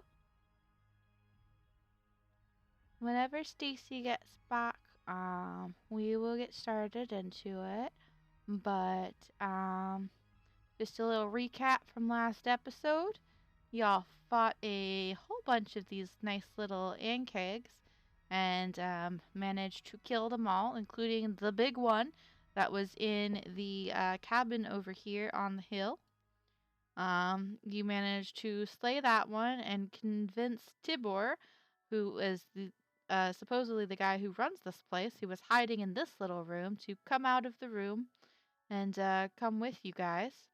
You ferried each other back and forth with Sives' floating disc, which is now the most useful spell that you as a group have. And you managed to get everybody over here to the relative safety of the road. And then Sives and Rooney went back and explored the camp for a bit, looking for other survivors or evidence of what happened. And they found a little bit of loot, not too much. These loggers were not exactly the most monetarily wealthy of people because they're loggers. But you did find a little bit of coin in their scrumped over belongings and evidence of their grisly fate. You also discovered in the chimney over here a fetish made out of hair and twisted, gnarled sticks and everything that looked like it had been dipped in blood and bound with said hair, and had some markings that some of you recognized from a certain altar in a certain lighthouse, and knew that we needed to destroy it. So we threw it in the fire and lit it on fire with a firebolt, and then a giant sort of maelstrom of blue crackling lightning went up to the sky, and rain began to fall, and that was where we left off. In a very booming, thundery way. Terrifying. Oh, good timing, Stacy. I came back and you were recapping. I didn't want to interrupt. Oh yeah, I was recapping to save time. To stall for time. Okay. But anywho, yeah, so that's where we are so far. The giant towering crackling bolt of lightning arcs from the burning fetish into the sky above, which while they had been cloudy, they hadn't been quite this direly convalesced until such a thing occurred. And now big fat raindrops are falling down all around you, smacking you guys in the head and everywhere. It is a deluge. It is a downpour. What you guys doing? I don't like this. I don't like this. We should leave. We should leave. Can we do we perception or Arcana check? What do we? You should can we do either or if you want to. Okay, let's try. See which one do I have better. Arcana. Okay. Anybody else making any perceptions or arcanas? And I can try with Nibby, but he probably don't see much from over there. Yeah, But who probably knows? not. Nibby's pretty far back. Well, okay. Wessel has good perception. He just has no idea what it means. No, he might. Who does? Okay. Okay, well, Sives doesn't know what this is. It's just scary. It's nature-based magic. It's not really something that you're familiar with quite as much as your more academic pursuits. What about Yes. Donabella? Okay, I'll roll for Donabella.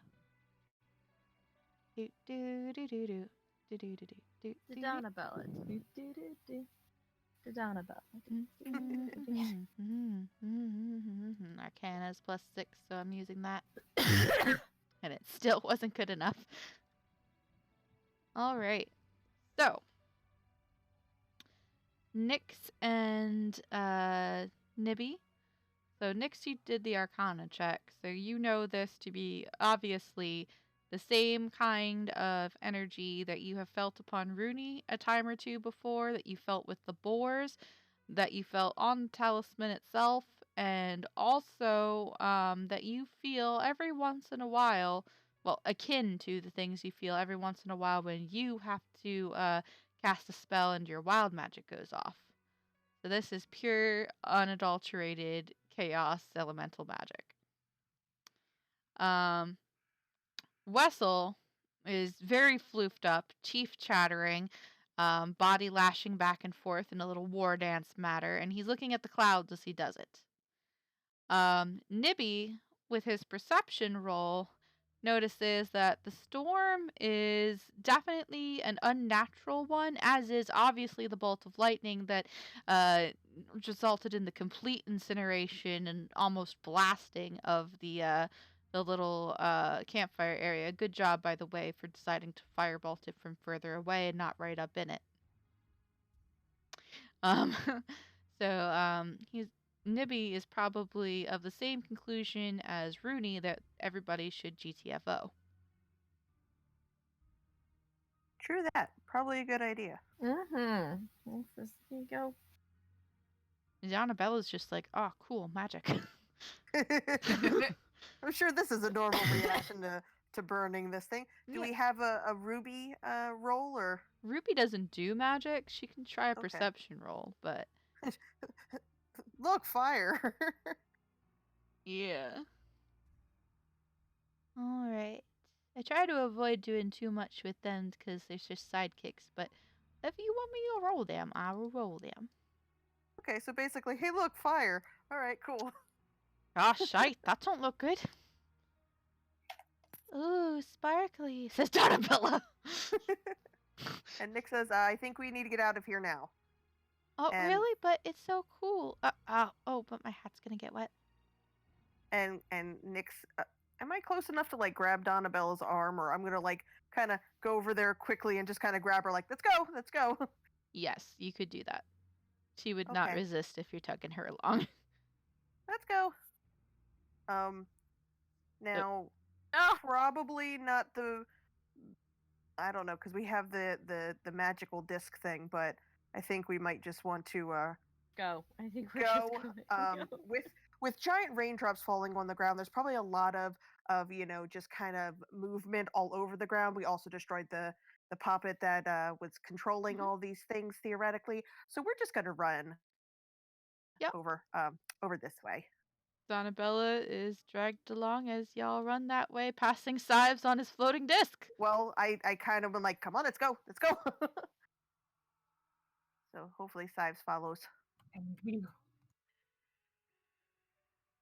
Woo! Woo! Yep. That's it. Let's go. Let's get going. Let's just Let's go. going. Ruby And- grabs and the Nick's, Oxus reins. Yeah, and Nyx grabs the manticore, the manta baby, and starts pushing everybody. Booking it. Yeah, Let's go Rooney hopped probably on not. Wessel for speed's sake.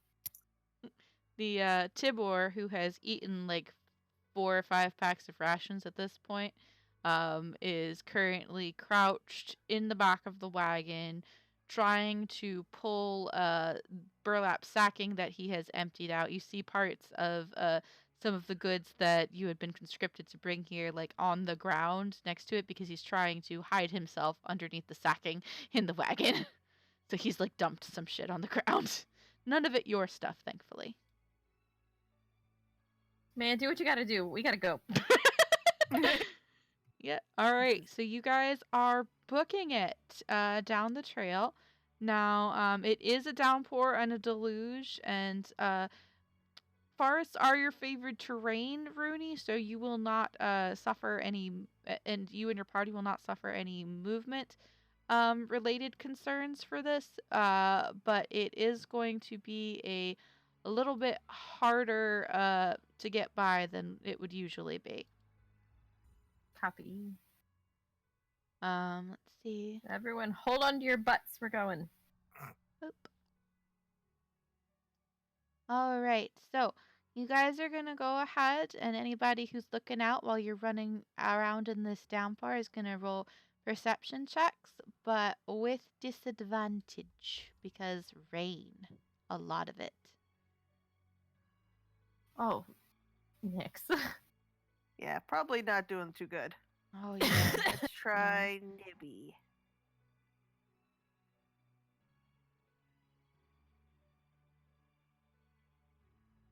Very nice, Nibby. Rooney, girl, that is awful. I don't even. I'm afraid to look. Nibby sees all. Nibby's like, I'm looking.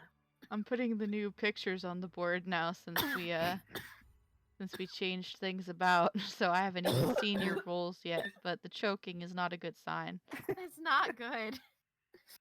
It would have been good if it was normal, but it's not good. I'm afraid to look. Nice. I'm assuming a natural 1, but We've got 3. well, I guess it's not as bad as the 1. The one that Nix has. No, 3 natural ones. Oh, how did you get 3 natural 1s? Well, Oh. Nick's got 1. Rooney got 1. Sive's got 1. At least Sive's hawk is doing okay. Falcon. That's right. I'm sorry. That was my bad. Sorry, Sives. Screech in the distance. Caw! Wait, that's wrong. That's a crow too. Am I racist against birds now? I don't think so. I think birds are He's just I'm above the ground specious. so far. I'm speciest against birds.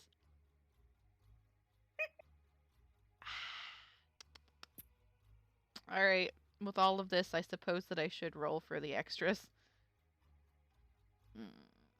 Donabella. I've never been so down on them before. Oh, look! It never mattered anyway.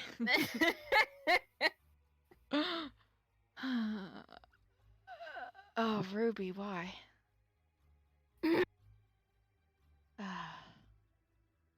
Okay. So Nibby's good. Nibby sees everything. He's good.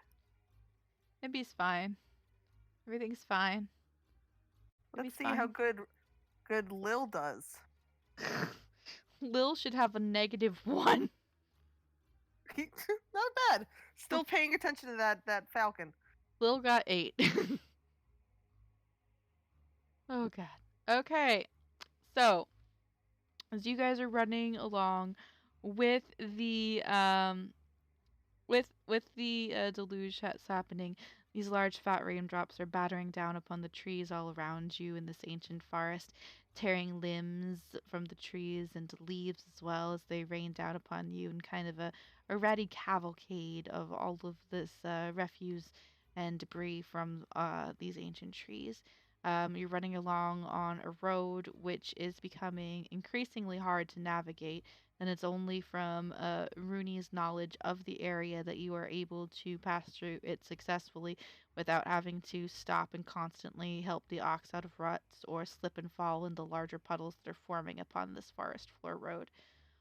You manage to make it a good distance from the camp, maybe about 100 and 150 feet or so, before the first of you slip.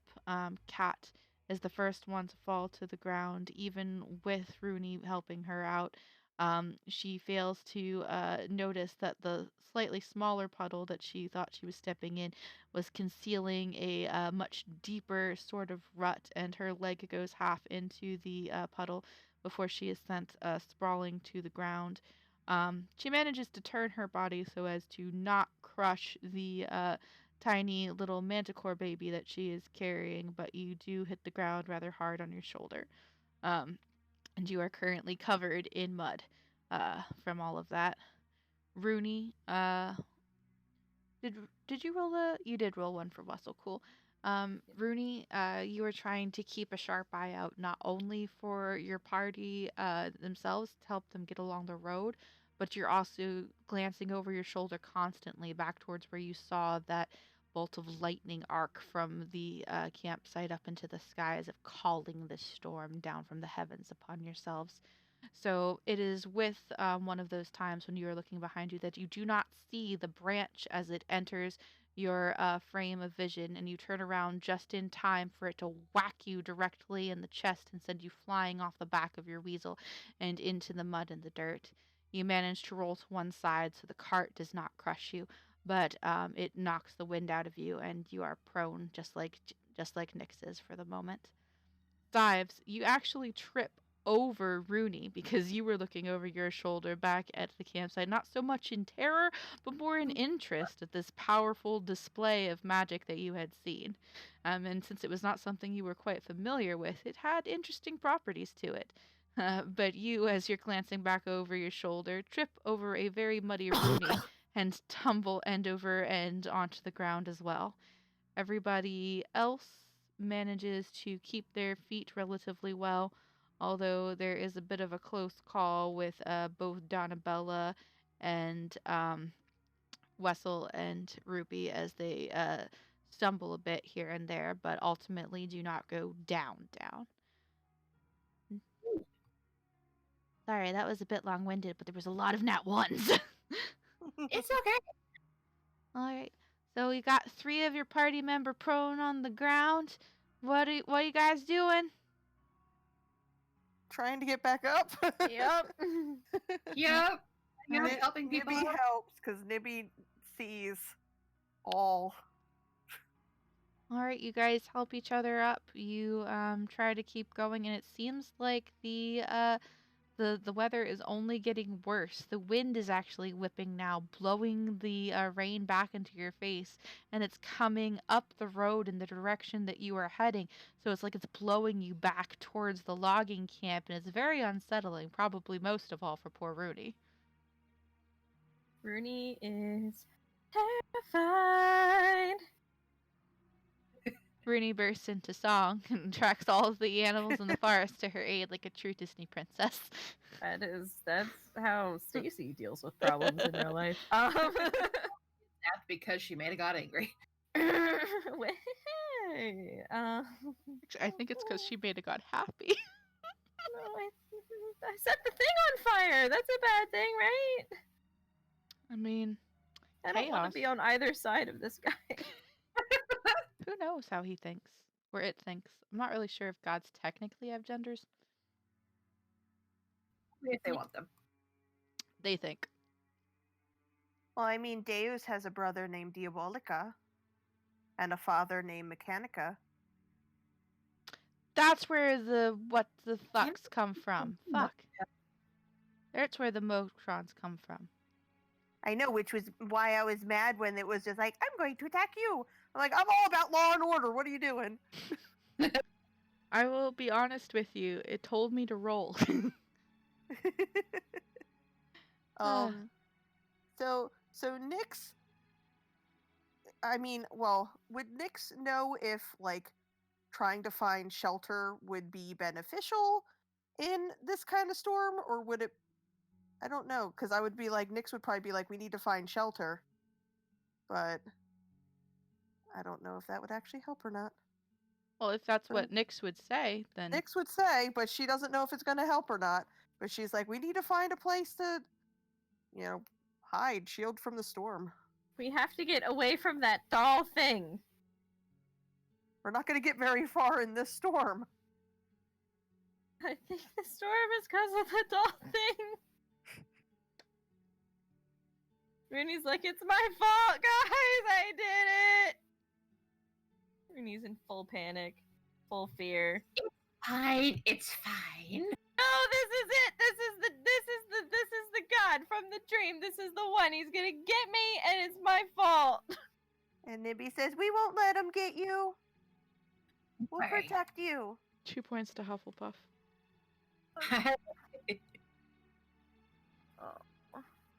Well, look, let's find an extraordinarily big tree so it won't get uprooted easily, and then we'll camp next to it.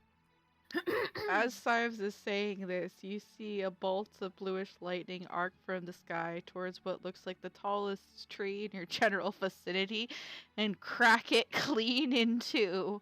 And you hear an ominous creak as the tree begins to fall, half of it at least, sort of in your party's direction. Everybody make dexterity saving throws. Ah, yes, I see. All gods are rude. Oh, wow. Oh my god. Poor Nibby. I mean, we'd better dodge, because otherwise...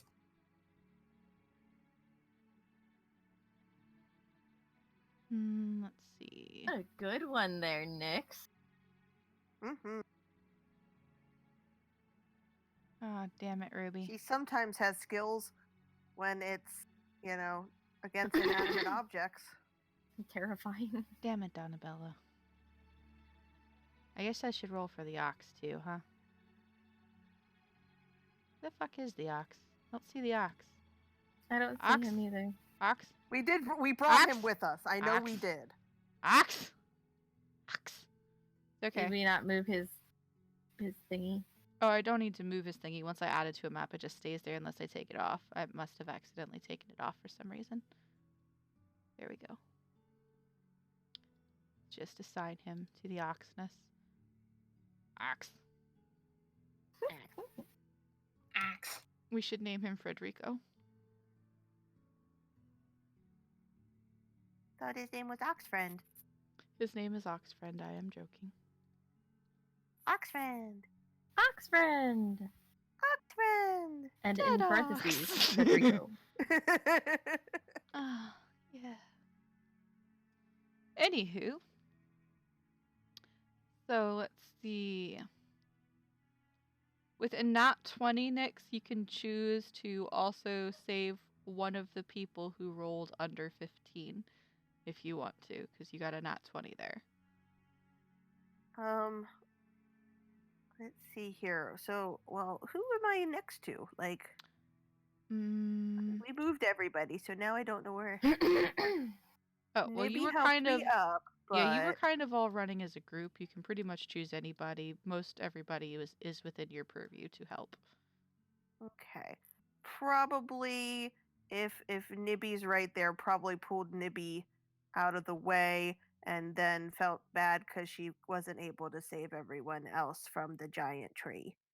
All right, so Nyx, you are the first one to notice that it's falling in your direction. You instinctively reach out and grab Nibby and clutching the Manticore baby tight, who is right now yowling very piteously because he is wet and he does not like it.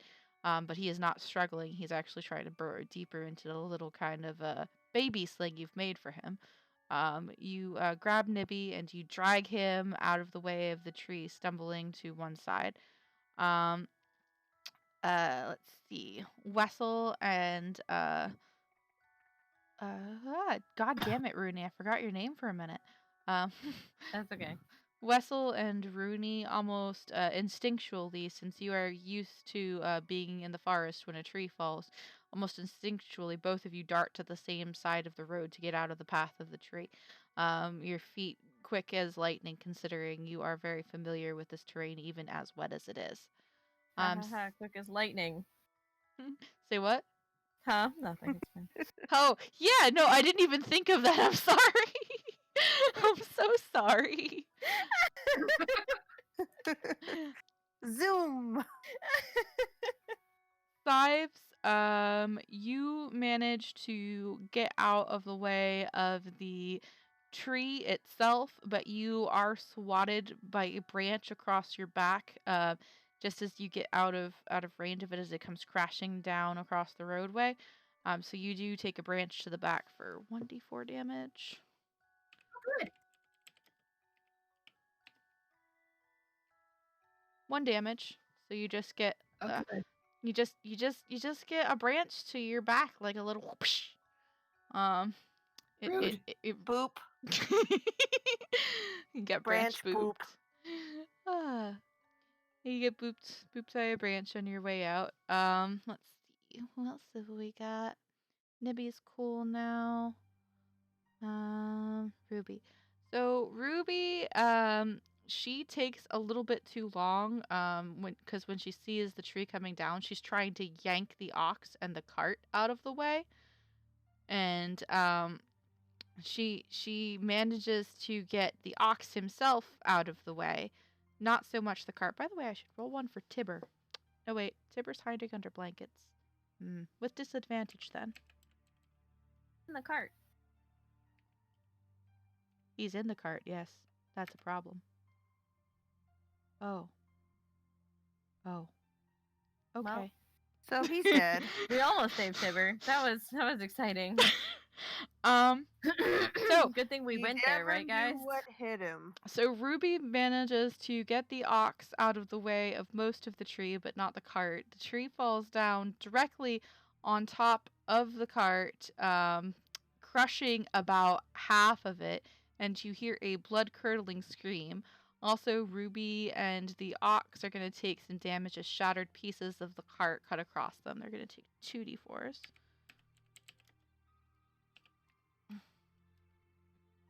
They're going to take 5 points of damage each as the ox lows piteously as he is showered with shrapnel-like splinters. And let's see, Donabella, also, who hadn't really been reacting in time because she's trying to shield her hat. She's very, very protective of this new hat with its lovely, lovely unicorn horn and its beautiful ears. So she didn't see the tree coming down in time. So she too is going to get damaged as one of the branches that snaps off is going to pierce her leg pretty badly for...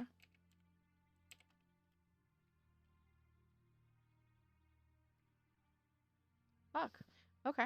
For 5 damage. I think she's pretty okay though. Yes. She still had a couple hit points from last time, so it's all right. So she is got a branch like halfway impaled in her leg, and she goes stumbling off to the side of the road, and the giant half of the tree that has been cracked in half is smoldering and smoking, with little bits of blue lightning still dancing off it here and there. And you hear Tibber's voice, kind of strained and obviously in pain as he cries out, "Help! Gods help me!" Rooney's gonna immediately rush to attempt to remove the tree from Tibber. Or Tibber from the tree. Whatever ends up being the case. Nyx kind of hands Nibby the baby and tries to help. All right, so Rooney and... Oh, go ahead, Zives. I was gonna say, Sives rode over here on their disc, so probably we'll use the disc to try to wedge it under there and try to help lift, because it can carry some amount of pounds. Okay.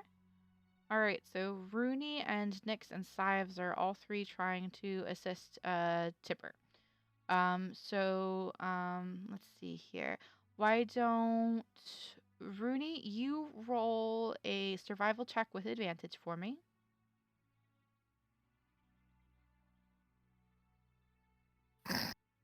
Okie dokie. So Rooney, So you I'm gonna guess he's gonna be dead. So Rooney goes over to where they heard the shout from, and she finds Tibber with one of his legs, thankfully just one of his legs, crushed underneath the weight of this tree. And he's like holding it at the knee, and he's not pulling, but he's very pale, and he's got a look of intense agony on his face. And he's also got several lacerations from when the cart basically exploded from the collapsing tree. So he is in a lot of pain. And Rooney, as you're looking it over, you can't quite figure out a way that you'd be able to get him out of this tree that doesn't involve that leg getting lost. Nyx, why don't you go ahead and what are you trying to do to help him? Well, I would probably say she would try to get the tree off if we can, or what do you think you can do to get the tree off? Well, I'm thinking. So let me just make sure I'm seeing this right. He's on the ground. The tree is on his leg. Yes, big half of a tree on his leg, like then forest she's gonna giant try style. to dig underneath his leg to make a hole to be able to pull his leg out without having to lift the tree up. Okie dokie. All right. You don't have a shovel, so you'll be doing this with your hands. Go ahead. Hold on, let me check to see if I have a shovel. I don't think I have a shovel, but I'm gonna look. Crowbar. You can maybe use that, but in fact, I don't think any of you have a shovel. What pack has a shovel? I don't think any of them have shovels. At least I none might of the ones have a that you chose. spoon. Oh God. But probably the crowbar. And I do have some oil in a flask, which technically probably is flammable. But if Tree's already on fire. If we try to wiggle his leg out and we need something, that is something to consider. I've got a Dungeoneer's pack, but I'm pretty sure that doesn't come with a shovel. Okay. So, Nyx, go ahead and roll a survival check, just a straight up one, because unlike Rooney, you're not really adept at this forestry stuff. Not at all. Okay. It comes with the crowbar! Cool. Sorry. Alright, so you guys have 3 crowbars, a floating disc, and a flask of oil. And Nyx, with that survival check, you get the idea that maybe if all 3 of you plant the crowbars at different places relatively close to the leg, and you slather the upper portion of the leg, even though it's going to hurt like a bitch, with oil, if all of you and the floating disc kind of hoist the crowbars all at the same time, you might be able to, with leverage, lift it far enough just to get that pancake leg out. We could also amputate it. Does Sive say this out loud? Yes. Does he say it persuasively? I was thinking it loudly in her head. Let's hear this. Let's hear this. It's more like a thought that slipped out audibly and just like, we could also amputate it. What? And Nyx is like, Pipper, let's try to avoid that at the moment. We have to get him out from under the tree, and we have to get out of here. I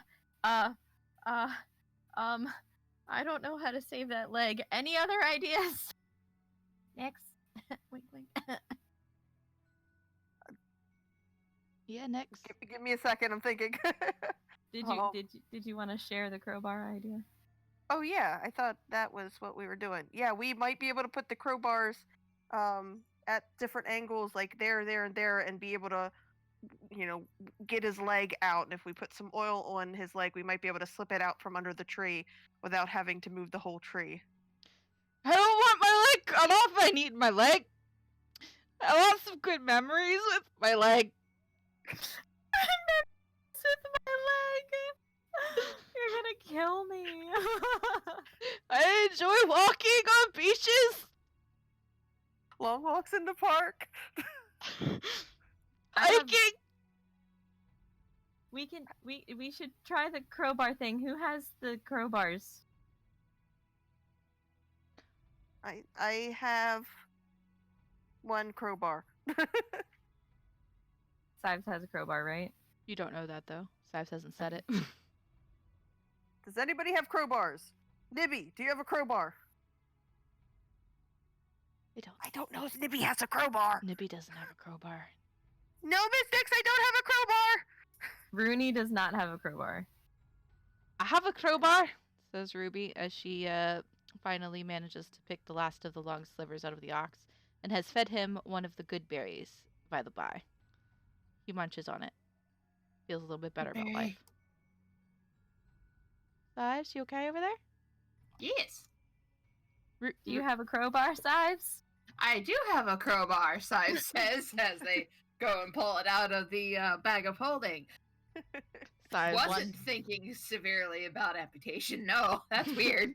Sives had been going over and over in their head how they may retrieve the amputated leg later for their own personal use. Rooney gives a knowing look at Sives and says, "Well, I've got rope, so." Oh dear.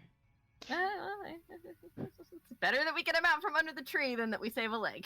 So Ruby is going to take the crowbar and that she has, and she is going to wherever Nyx had pointed when she was saying here, here, and here. She's going to put her crowbar at one of the spots. Who else has got some strength behind him? I don't have much strength, but I'm going to give it my best shot, and so I put the crowbar in too. All right. and I can help. You could. I will also help. All right. So Rooney is taking Sives' crowbar and Sives is using their disc. Yep. Okay. So everybody, Ruby's gonna be rolling a strength check, as is Nyx and Rooney. Sives, this is for your disc, so I'm gonna have you roll. Intelligence is your mod for your spells, right? I think so. All right. Question: if I shillelagh my crowbar, You're not attacking the tree. No. I would disagree. Okay. Anywho, okay.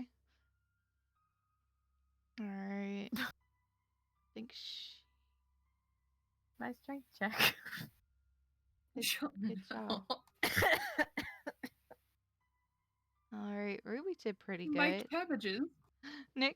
Cabbages. duration, you can use your spellcasting ability instead of your strength for attack and damage rolls. But this is not an attack or a damage roll. You are using it as a I'm levering damaging up. the ground. No. Is it this one? Look, you didn't even fucking need it. Oh, well, that's a save. Darn it. well, technically, I'm pretty it doesn't matter anyway. That's good. That's good. Okay, cool. Sives, since it's your disc and not you actually leveraging anything, you're just trying to maintain your disc. Go ahead and just roll me a concentration check.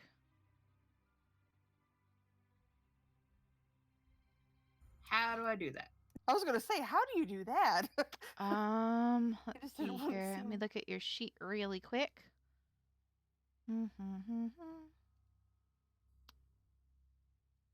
Okay, if I remember It's correctly. 1d20 it?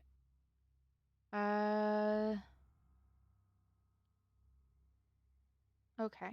So go ahead and let me just look up something real quick about concentration checks.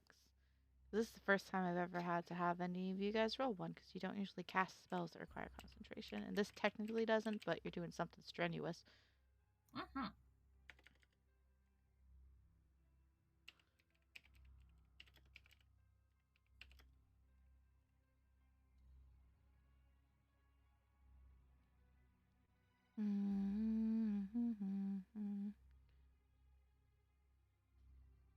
Oh, it's a...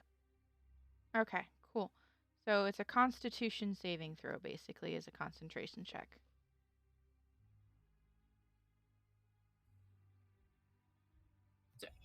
Wait, what? What? One more time? Constitution saving throw. Yep, constitution Got it. saving throw. Oh. It's alright. It's alright. You actually just made the DC for that. I was putting it pretty low because you do have full control over your disc and it's not something you have to maintain with concentration. You were just making it do something a bit extra strenuous. Alright, so 3 out of 4 is good odds. You guys managed to lever this up while Donabella slathers the man's leg in oil as he literally shrieks to high heavens. I will not subject your ears to that horror. But suffice it to say, he is not quiet. And you you manage to lift it up high enough where Donabella and Wessel, I'm assuming, once he sees her trying to tug him, will be able to, and Nibby, I'm sure, will be able to wiggle and pull him back enough so that his literal pancake of a leg is pulled out from under the tree. And you That'll said buff that right the out. and you said that the cart is destroyed, correct? Oh yes, the cart has been shorn cleanly in half. Okay. With some of your belongings inside of it. Okay, so I say to Sives, if that disc is still usable, I think we need to put him on it.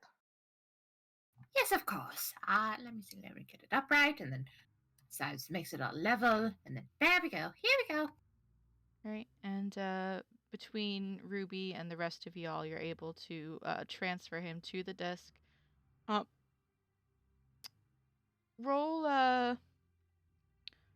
an insight check, anybody who's concerned about Tibber.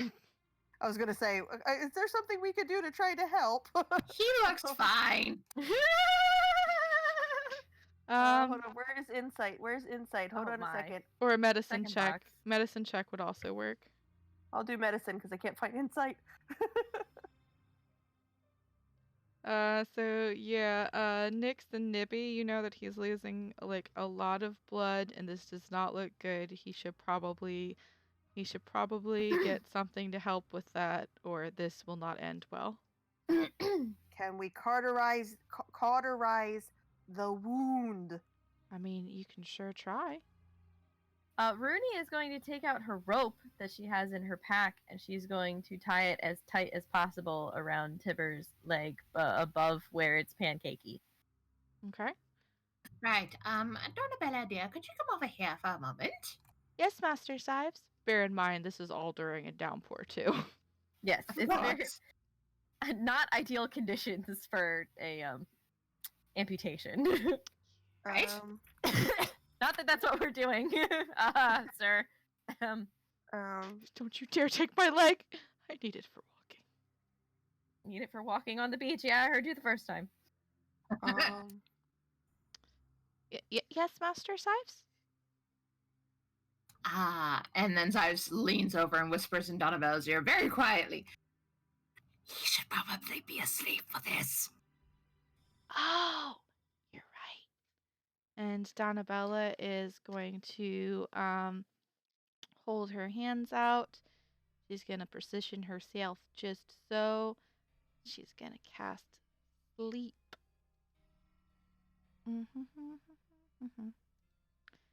Do do do do do do do do do do do. Pop. All right. Nice. Well, Tibber is definitely asleep. What are the hit points right now, currently, of everybody currently surrounding Tibber? Let's see here. 20 out of 27. Okay, good. Let me see here. Well, Nibby's at full health, so whatever Nibby has, because he didn't get attacked. I don't think. Rooney and Wessel both have 10. I'm pretty sure I'm less than that. I think I had a 7 last time I checked, but I'm double checking. Where Nyx is at 7. Okay, Nyx, you fall asleep immediately. Rooney, roll me a D2, please. A D2? Yep. Oh, also, Lil is asleep. Well, that's good because she really needs it. She has not been. All right. So abruptly you see Nyx and Wessel and Lil, who probably falls off of poor Nibby's shoulder, fall to the ground asleep. And Nibby goes, Lil! and hurries up and picks her up and is like, "Are you okay?" And I'm assuming you probably catch her because I don't want to kill Lil from that. Yeah. Cool. So you got those three. What just happened? Master. Oh, and also Tibor's asleep. Well, that's good. At least he fell asleep. Yeah, he fell asleep. He fell asleep first. Instantaneously. Almost before Lil did. So, Master Sive said it would be a good idea. Well, Zook, if he's conscious while we do this, he might have a heart attack. So at least if he's asleep, and unconsciously, he won't hurt quite as badly. Next time you better warn us so we can back up. What if I have been the one to fall asleep? What if you'd fallen asleep, then you dropped the disc? Yeah, fair point. But about that, it's fine. Okay. All right. Okay. And look, he's asleep. We can take the leg now. It's fine. Nibby, we're gonna need you. I think. Can you do any more Healy things? Hurry up, guys! This only lasts a minute. I don't, but I think Miss Nix knows something. I taught her something. Okay, Nibby, I need you to wake Nix up. Wait, Ruby, Sives, we have to do this fast. I mean, What we doing though? Are we cutting the leg off? Don't see much other choice. All right. You're the forest gnome type thing. Do we have anything that cuts? Does anybody have anything that cuts? I hit things with a hammer. Dagger. Indeed, dagger. Daggers. Everybody's got daggers. Okay. Give me the biggest dagger. What's my other weapon? A bow. A sickle. I have a sickle. Oh, that actually would probably work pretty well. Can I have that? Yes. Right. Nibby's just kind of sitting there horrified right now, not waking anything up, just like, what is happening? What? Nibby, please wake up Nix. Please wake up Miss Nix. Miss Nix! And he's just standing there like, Miss Nix! You have to shake her shoulder, lad. Oh, okay. And he goes over and he shakes Nix, and Nix is like just kind of waking up, like covered in mud again, because she fell in a puddle again, and is just like, what just happened? I don't have time to explain. Are you guys doing the thing? Yeah, am I doing this? He's not going to be asleep for much longer. Ruby just looks at everybody with the sickle posed right above the guy's leg. Are we sure there's no other thing we can do other than remove a leg and do surgery in the middle of a forest? I have no idea. If anyone can do Healy bits, then please do your Healy bits. But Nibby's all out, and I don't magic. Okay, so Nick says, "Give me a second," and kind of runs as far away as she can go while still seeing, and does. Hold on a second. Let me see what kind of thingy I have left. What do I have left? Where's my spells? Okay, so I can do. Chances fails. We could give him a babam and see what happens. Babam stopped working when the good berries went bad. You didn't make a new batch since the boot berries. That's true. What's your healing word that you yell out next? Oh, I have to say a word? Is that really? Oh, okay. I didn't know that's how it worked. Yeah. This is vocal. It can be any word you want. It can be a phrase. The power of Deuce compels you. I hope this works. Okie dokie. She's never done it yet. It's very Nix of you. So Nix just yells out, "I hope this works!" And you see the bleeding slow and then stop mostly, though it's hard to see in the literal downpour of rain. And let's see, that was a level 1, correct? Yes. Cool. So just roll me a d20 real quick. Okay, roll on your wild magic chart. Yeah, I know. What roll? Hold on. / roll 1d100 52. Give me a second to bring that up. Where's my thingy? There. Oh, there it is. 52. A spectral shield hovers near you for the next minute, granting you +2 bonus AC and immunity to magic missile. Where is this during battles? As your shield busts up, like a branch flies off a tree and just pings off this invisible shield, and you freak out a little bit because you just saw the branch flying at your face, and then all of a sudden it was deflected. Like, what the fuck? Is this like an umbrella then? Yes, there's no rain falling on you. All right, I run back over and kind of try to cover the group so we can have a better look at the leg. And by this time it's been a minute, and both Wessel, Lil, and Tibber are waking up groggily. Well, he's looking better. This here's a berry, sir. What are you doing with that sickle? You know, there's a lot of things happening. Eat the damn berry. And Rudy just shoves the berry in his mouth.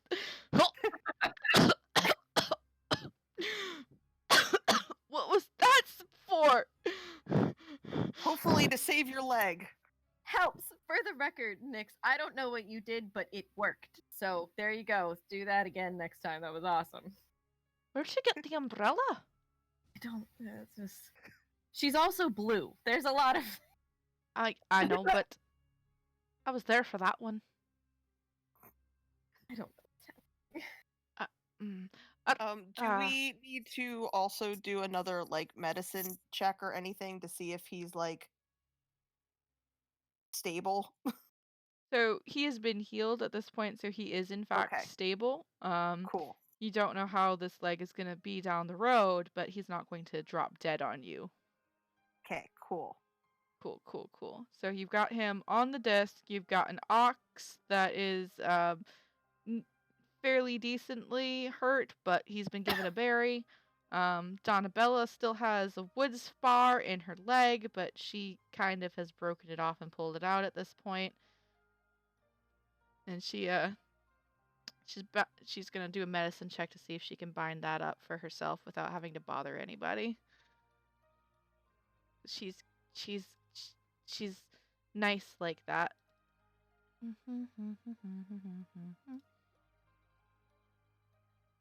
And Nibby says, "Do you need help, Donabella?" "Oh no, I'm fine," she says as she's shoving the cloth into the gaping wound on her leg and trying not to scream.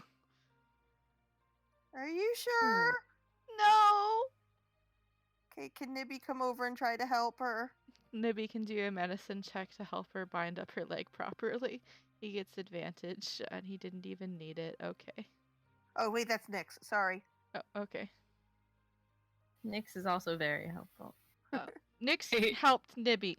Nibby's still freaked out about people almost amputating a leg. Okay. So, between the two of you, you managed to wrap Donabella's leg. The rain has not lessened. The wind is blowing pretty darn hard, and you can hear the boom of thunder above you. You also see a couple other fingers of lightning lash other places in the forest that surrounds you. And so Nick says, "Okay, we need to figure out what to do because it feels like the wind keeps pushing us back where we came. We either need to find a way to outrun this storm or find a place to hopefully weather it out." Oh, also, I forgot your cart is half crushed and some of your stuff was in that cart. Also, we need to get our stuff out of the cart. There's a lot of space in the bag of colding as long as we still have that. You mean the bag of colding that was in the cart? It was the pail of colding, actually, but yeah. Pail of colding, excuse me. Yeah. So we can put a closet worth of stuff in there. Yeah, if you can find it. We should look for it. Guess we're hunting that down. Let's do some investigation. Yeah, investigation checks.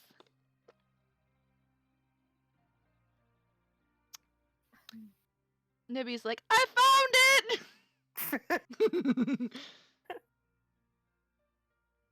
it!" Rooney sneakily gets her sickle back from Ruby. Ruby was like holding it behind her back, just like passing it surreptitiously to Rooney. I might need that later depending on how the leg shapes out, yeah? Yeah. Yep. Yeah. Just muttering. Realists here, you know. Sives isn't saying anything because they're disappointed that we won't be amputating a leg. Very, very, very disappointed. Just kicking in the ground a little bit. Nobody Fine. I appreciates my guess we can suggestions. just save the leg. It's not like I couldn't have found you a better leg somewhere down the road. I'm sure those spiders are still around here somewhere. Oh, no. Spider fashion only works for a few people. Can you see like a peg leg spider leg? I am picturing it skittering wildly and lurching the person wearing it from side to side. Seems Not that. accurate.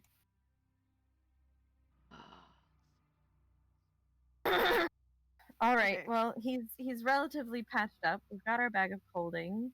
Sives, do you have your bag of holding still on you? I do. Wonderful. We didn't lose that. Alright. Between what- Nibby and Sive's investigation checks, you recover both the pail of colding, and also majority of the supplies and things that you set out with that were not crushed. You've got roughly a third of what you set out with, both the things that were meant for the logging camp and your own items. Most of your personal possessions were on you, but there was some rations and things that you had bought that were not necessary to be colded, so those are kind of half crushed, but you managed to get most of it back. A crushed pancake is still a pancake. It tastes fine. Let's not use that word right now. Wait, yes, no, yeah, you're Tibber is right. weeping. Tibber is just bawling his eyes out. He looks thoroughly miserable. I feel like If anybody... Tibber never stopped. Like, Tibber probably started weeping the day he locked himself in that room, and it's just been that way forever. Yeah, he looks like, if anybody remembers what Dudley looked like back in Harry Potter movies, he looks like an adult version of Dudley Dursley, who lost some weight because he was locked in a room for like 2 weeks. But he is just thoroughly what's the word I'm looking for? Broken at this point. He's just so sad. He's just his leg. Right now, he's not walking on any beaches. I don't. But his memories with it. Size tries to comfort him with, they have really neat mechanical legs. You can store stuff in them. They have storage compartments, and also I can preserve your actual leg for you. You can put it on the mantle. Are you patting him gently with your spider arm while doing this? No, he doesn't seem to like the spider arm. I don't know why. Never mind then. Tibber just looks at you like you just shot his dog in front of him. and unconsciously just clings to Nibby, who is hugging him. Don't let that man near me. Please don't let the Spider-Man come near me or my leg. Please, please, he's begging Nibby. Nibby says, "Hey, we'll protect you." Thank you. Yes, we'll protect you. It's fine. Get away from me. Okie dokie. Keeps pushing the disc. So this is like the worst wheelchair ever. The cart. The cart is, we've decided, completely destroyed, or is it like kind of usable? So, it's a chariot now? I think that's fair. It's a chariot now. How many people could be in the chariot while it moves? 2. With nothing else in there. Okay. And they would have to make some extreme dexterity. With her hurtness. They would have to make some extreme dexterity checks when they went over bumps. Oh, then never mind, because Donabella is not good at that. Also, Nyx is also wondering why we just didn't put everything in the pail of colding and ride in the cart on the way here, as opposed to everybody walking. Well, you could only fit about like a 5x5 closet's worth of stuff inside the pail of colding. It's between the pail of colding and the bag of holding that you're able to get like everything that was left in there. But at the same time, like half of that stuff wasn't for you, it was for the logging camp, and they probably wouldn't have felt very comfortable if you were just pulling stuff out of a bag and handing it to them because like how do they know you didn't have more of their stuff in there? And you were just keeping it. Put everything in the cart when we got there. Well, I guess it's more like none of you fucking thought of that. No, we didn't. And that's why Nyx is like, why didn't we just do this? I think we have bigger problems. And Rooney just kind of points at the downpour. I asked, did Gestures. you want to find a place to stay or did you want to try to outrun the storm? We need to outrun the storm. We have to get away from here. All right, let's go. Bruni's at pure panic. She's like, the god is here. Yeah, that sounds fair. Let's go. Alright, so, Ruby's gonna pick Donabella and Nibby up and put them on the ox, who is okay for going now. He still has, like, half of his harness attached to him. Ruby uses her dagger to cut off the heavy bits that have been attached to the cart, so there's just, like, the lead reins and the yoke anymore. And she's like, alright, guys, hold on there. I'll get you over things. I'm still good for walking, and so is this old boy. She pats the ox, who's not happy at all. And of course, Rooney's got her whistle, and Sives is no longer on a floating disc, but pushing a floating disc, and Nyx is where they are. Where is the Manticore baby, who, by the way, is very unhappy about everything and is yowling? Nibby was holding the Manta baby.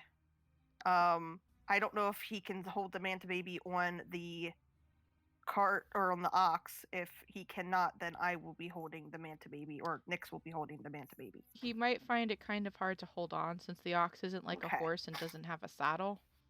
Okay, then Nyx is holding the Manta baby. Okay. So Nyx is holding the Manta baby. Donabella is holding onto the ox's yoke at the front of the ox. And let's see, does Nibby want to be in between Donabella and the yoke or behind Donabella? So you said there's part of the yoke. Nyx gives her rope to tie around the yoke or the ox's belly, depending on what's more comfortable for the ox. So Nibby can sit behind Donabella and kind of hold onto the rope and Donabella at the same time. Okay, that sounds good. All right, you do that, and you kind of fashion it just so it's not like lashing them to the ox. So if the ox takes off, they couldn't get off, but it's enough so that they're able to hold onto the ox if they so desire to. Okay. And now you've got the Manticore baby. By the way, Nyx, make a sleight of hand check during the transfer because he is just not happy about any of this stuff. Okay, you are going to take a slash from a Manticore claw. Thankfully, it is not a Manticore little scorpion bit, so you're just gonna take 1 damage. Hey. Before you tuck him back in your sling, and he kind of calms down a bit because you're underneath a little umbrella, and the rain is no longer hitting him. By the way, Nyx appears to, and the air around her appears to be unaffected by the rain within this, like, the circumference of her body, just so you know. For everybody who's looking at Nyx. I mean, that's cool. How... Some of your things, Nyx, are just super neat. Yeah, magic can be nice and not nice. It depends on its mood. Thunder rumbles. Man, I am feeling that. Let's All right, so you guys continue on your way. You're still going down the road, or are you veering off into the woods? What's going on? feel like we should probably be trying to go to the road. I don't really know what our destination is.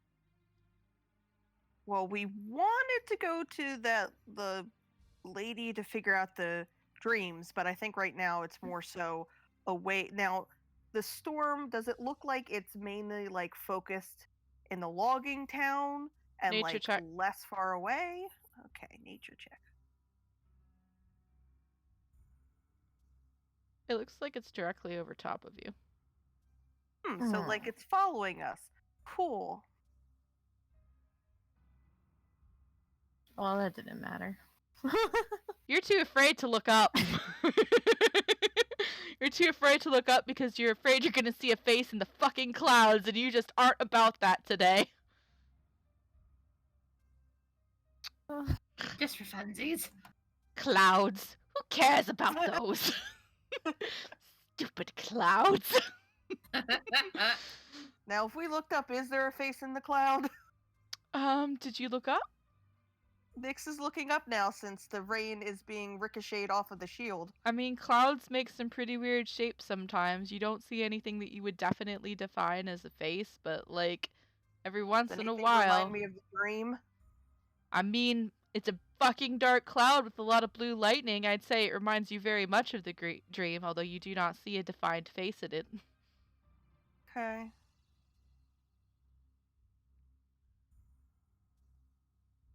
Alright, so what y'all doing? I have no idea. Rooney turns to the group. I have a feeling that it's not over us, over me. Well, I mean, even if it was, what would that matter? It's you. We're gonna be near you anyway. Yes, but Donabella, you're hurt. Tibber is hurt. I can There's a see where this is manticore. going already, and the answer is no. If you go running off, I'm going right after you. Fuck no. I'll have Wessel. You'll have me too. Well, we can't let her go running off by herself, right, Master Sives? Well, we Sives gotta is like, do something. "Fuck." Nyx kind of looks at her and like, I tried this earlier and you wouldn't let me do it, so you're not getting that option either.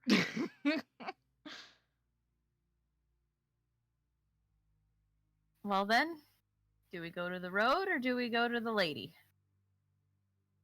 Point of order, the lady was along the road just further south towards Phandalin while still in the woods. You actually like passed sort of the road that was headed off towards the east that was going towards her almost like a day ago. You would never get there today. Oh, okay. Then I would vote along the road. It's probably easier to navigate than the forest right now with all of the rain and whatnot. And an ox too. Uh-huh. I agree. All right. Then Sure. we should get moving. And with that, you guys set off down the road. Are we in that hurried pace we were experiencing before the tree fall, or are we going slow? The rain and the wind have not changed or let up any. In fact, they seem equally as fierce as they were when the incident happened. Also, you've been having to yell over each other this whole time, probably to get your points across. We just don't need to do that on stream. I don't want to yell at you guys in real life. What? What? We're going down the road! Whoa! I Who's guess rowing? We would probably, probably not be like running, but I would say we're probably trying to move with the quickness, but not running. We're just trying to safely get out of the woods and get back to the road, but not trying to dilly-dally. Okay. Some caution, some haste.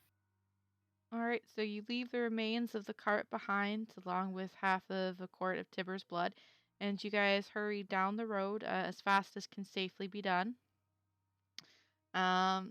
And go ahead and roll perception checks, everybody. Some caution, always. It's all right. Everything's okay. Nothing's wrong. Well, Sive doesn't see shit. The Falcon sees all. God damn it, motherfuckers! What the fuck?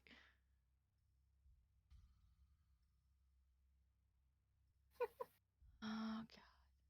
Remember when I said we need to like get magical items that maybe let us see things would be good? That's Well, another Yeah. option. one of you has a thing called bless.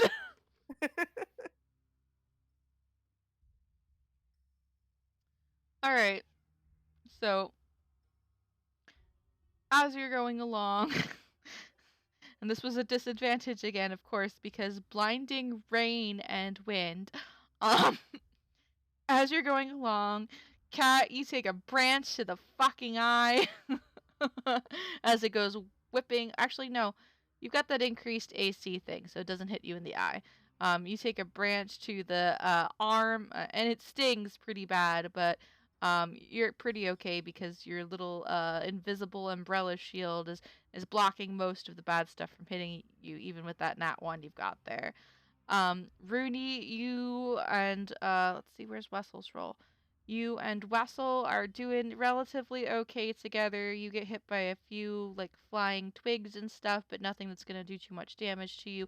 And Wessel maneuvers you out of most of the bad stuff. Sives, you just wet robes and pushing this disc while also trying to make a side talk with Tiber, which is probably proving very terrible considering his disposition towards you. Ain't that great. So you trip a number of times. Nothing as bad as your first face plant, but enough that your knees, if you could get bruises, they'd be pretty bruised up by now. Yep. Nibby, you are behind Donabella, so it's hard for you to see around her. So when things are coming and she's like ducking out of the way, you didn't know it was about to hit you in time. So you frequently just get pinged with stuff just like right on the top of your head as Donabella just like ducks down. Nothing too detrimental, but definitely annoying and painful, and you don't like any of this. This is great. And Ruby is kind of taking the brunt of the things up in front of the ox as she kind of guides him along and prevents his face from getting struck by things by placing herself bodily in front of him, sort of. So she's constantly getting hit by rocks and sticks and twigs, and it's great. She's just gritting her teeth and bearing it and just trudging along there. And you guys have about an hour of this. There's a couple more close calls where you see lightning strike relatively close to the road, almost lancing across it, and it's a very not cool moment. And it takes a while for you to get far enough away with the wind that's blowing there, but eventually, and it is actually Sives' hawk who spots it and swirls down to relay the message to Sives. Eventually, you start to see the end of the cloud mass overhead with a slight bit of orange sunset kind of peeking through. And the wind starts to lessen just a little bit, and the rain is no longer driving into your eyes. And eventually, about 15 to 20 minutes after the hawk points this out, it slows to a dull drizzle. You can still hear the booms of thunder in the distance, but it appears to be moving on now, westward, towards the hills. And just as the last drop of rain hits the top of your heads and Nyx's shield dissolves, you see the setting sun crest over the trees, and you are out of the storm.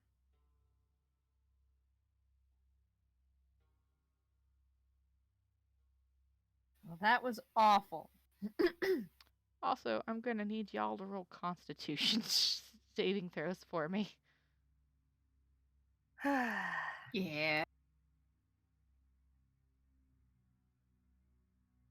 Oh, that's sorry. Constitution saving throw. I hit the wrong button for Dix. Well, that's okay too.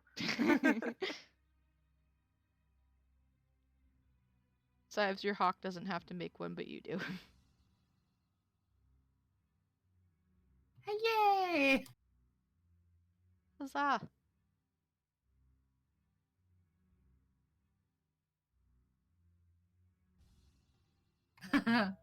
Oh, Donabella. Mhm. Okay, so let's see here. Everybody made it but Donabella. So Donnabella's gonna incur 1 point of exhaustion. All that ducking and dodging. Oh wait, and Nibby. Nibby and Donabella both incur 1 point of exhaustion. All that ducking and dodging while on top of the ox, and Nibby being all out of spells, and Donabella being injured. All of that really took the toll on them, and they are not looking so great. The ox should probably roll a Constitution saving throw too. Ox is He's fine. Yeah. So yeah, they're the only two that really suffer super detrimental effects from this little slugging through the forest you guys just did. So they've got 1 point of exhaustion, and they just look utterly wrecked as they're clinging like drowned rats to the back of this ox. Can we go to sleep now? I think it is a good idea for us to get some rest. We should find some place somewhat safe. I agree. And Yes. Bruni, could you do me a survival check with advantage? Terrifying. The survival check. It's not scary. Yeah, I find him. It'll be okay. We survive! So, Hooray! as you guys are discussing things, you are looking around, and you notice that where you are is actually not too far from honey, Mommy's in the middle. Go on now. No, close the door. Thank you. Good job, baby. Close the door. For a second there, I You thought can you were tell me saying after. that we're Close not the too far door. from Mommy. Mm-hmm. Yeah, so did I. I was like, Yeah, honey, delicious honey. So, oh, God damn it. Hold on just a sec. Gotta get a dog Yeah. out. It's all no good. worries. All good.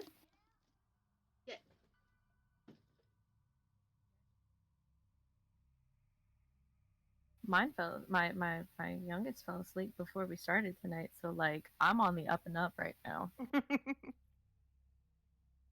She can't climb out of her crib anymore because we took the front off, so it's just a bed now. Okay, sorry about that. It's all good. So, you notice that you, even with its bedraggled storm-ridden state, are quite familiar with the area that you're in right now. And you know that off one of the slightly tread paths that is very near here, there is a hunting lodge that some people like to frequent in the area. Mostly people from Neverwinter who come into the woods, nobles and such to kind of come into the woods. You tend to avoid the place because you don't really need anything there, but you do know that it might provide a nice, safe place to rest without worrying about, getting eaten by spiders, attacked by orcs, encounters with boars. All right. I offer that up to the group. There's a hunter's cabin not too far from here. Lodge. It's bigger. Lodge. Cabin. Hunter's Lodge. Excuse me. I said lodge. Lodge. A hunter's lodge not too far from here.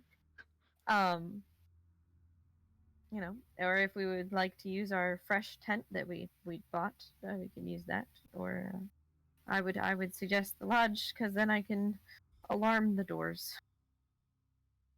I dare say that would be the wiser choice.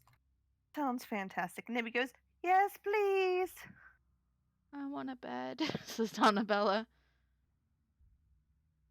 I Copy. just want to not die, says Tibor. Well, Tibber, let's get you somewhere where that's probably more likely. What? That you'll survive. That you'll survive. Come on, guys. It's been a long day. Let's just go. Please We're roll always here. persuasion. I clearly didn't mean that he was more likely to die there. Come on. You guys were gonna cut off his leg. Please roll persuasion. I'm not persuasive. Sounds like a personal problem. Okay. All she meant was that we're going to die at any moment, but that's true for all of life. So we just- Intimidation check size. With advantage with your spider arms. That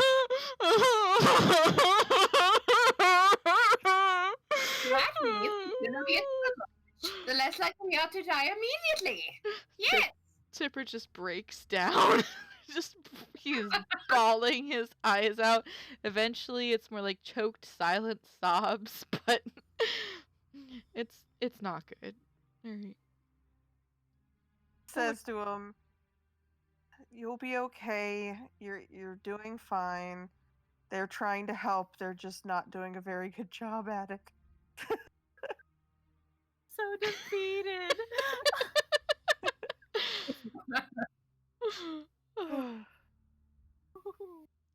Alrighty. So what you guys doing?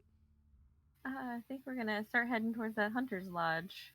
Alright, Rudy, you know the way, so you quite easily guide everybody towards the hunter's lodge.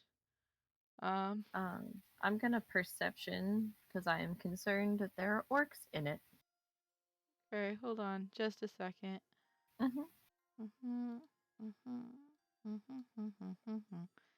Don't pay attention to the screen. Nothing is happening. You don't see shit. I see nothing. Good.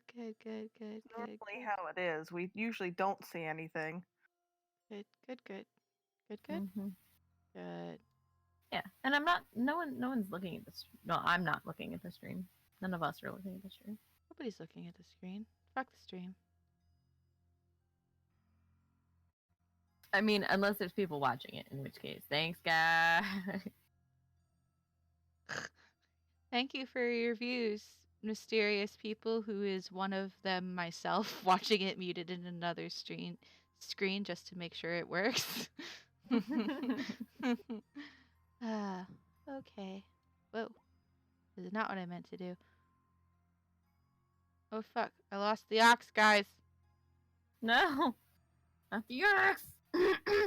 Yeah. Oh, there he is. I feel like Lil probably woke up, but was like, "This is too much," and out of exhaustion, probably passed back out. She did wake up. She woke up because it only lasts a minute for sure. I know, but she also hasn't slept in like a day and a half and is passed out. Honestly, it's only been a day. The Falcon has been watching her since for 2 days. It's true. True. I did not think of that. Lil could not see the Falcon at night, but knew it was there. Always watching Wazowski. And was a ninja protect Nibby. The Falcon was protecting Lil. Roll me a persuasion check. I mean, she did actually.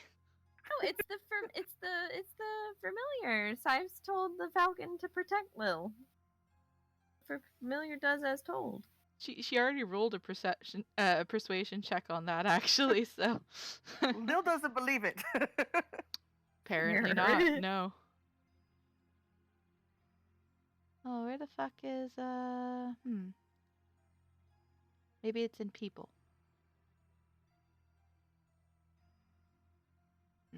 I fucking lost Ruby again, guys. There it is. Oh, Ruby. And she's leading the ox. She's about there. Makes me really nervous when you position us. Well, I mean, I gotta do marching order. If shit were to happen, there has to be, like, a thing for it.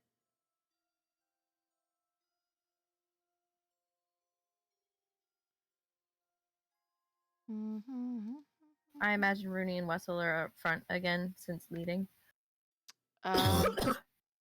Yes. Yes, they are. They are at the front of the front. Ah, that's who I'm missing. I knew I was missing a fucking picture. It's Wessel. How could you forget Wessel? By being a bad DM, that's how. Oh, take it back. We can't take back the truth.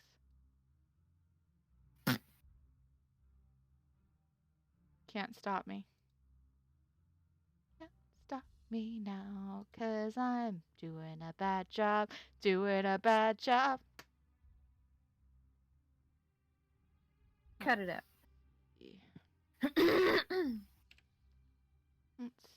You will go to sleep.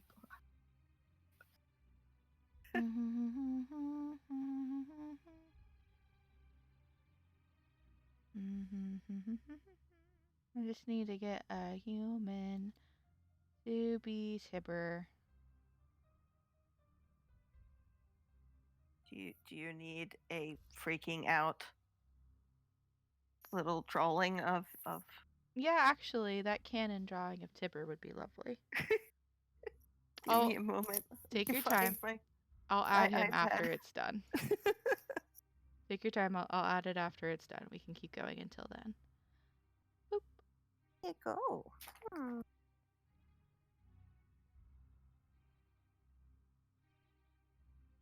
Bajoing. Ta-da! Ah! It's a new I was place. like really zoomed in on that for some reason. That's not a good thing.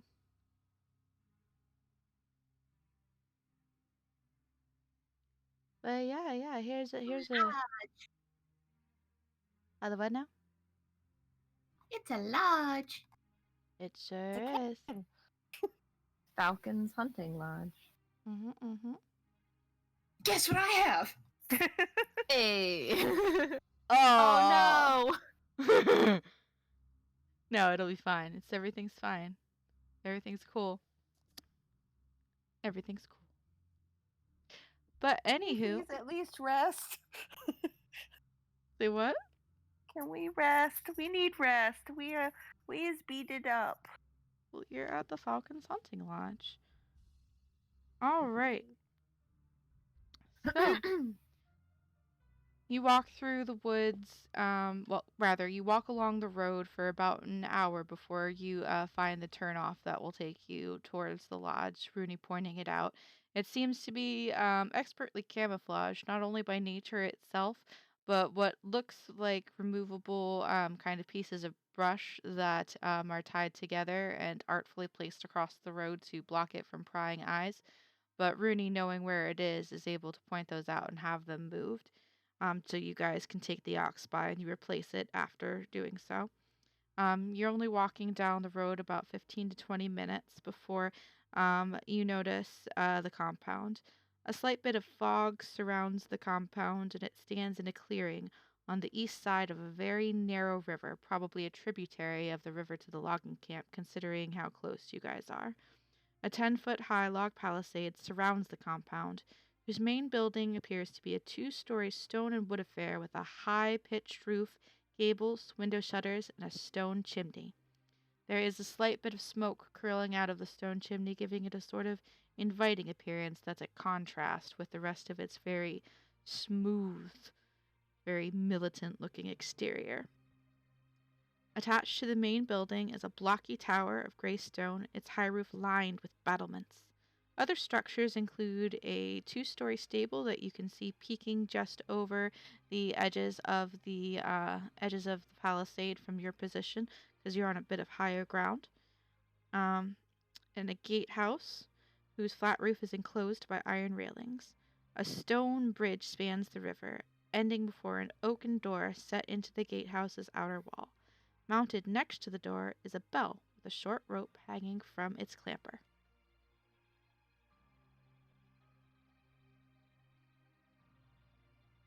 Well, this is it. Looks like someone's home. Let's go ahead and ring the bell. Who even lives here out in the middle of nowhere? Oh, I don't have control over Rooney. Oh shit, I forgot to put your names on there. Sorry about that. Hold on. Lives is probably a strong word, but there seems to always be someone or something going on. Make a history check, Rooney, with advantage, because you know the area.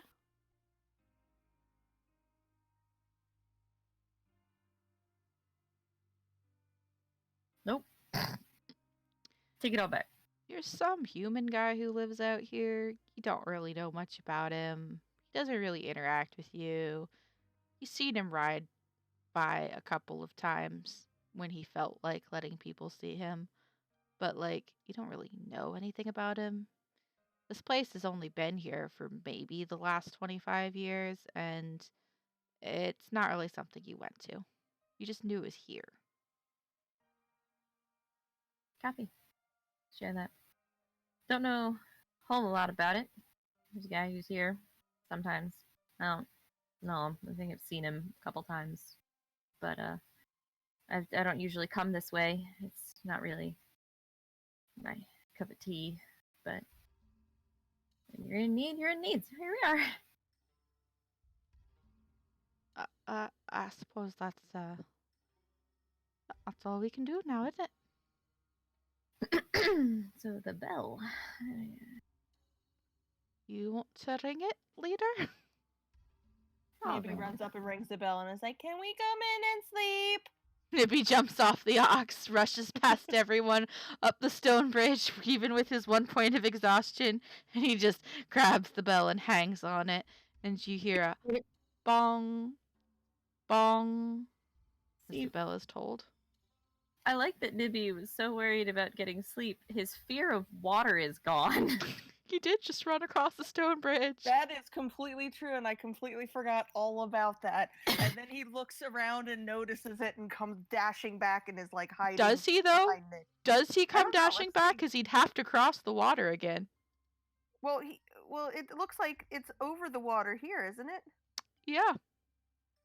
So okay, then he's like frozen, flayed against the wall, just like. You didn't tell me there was water. And then he just sits down and just is like. Ah! So when the map loaded, I went, "Oh no," because there was a river, and I thought we were gonna spend like 10 minutes convincing Nibby to cross the bridge. Maybe.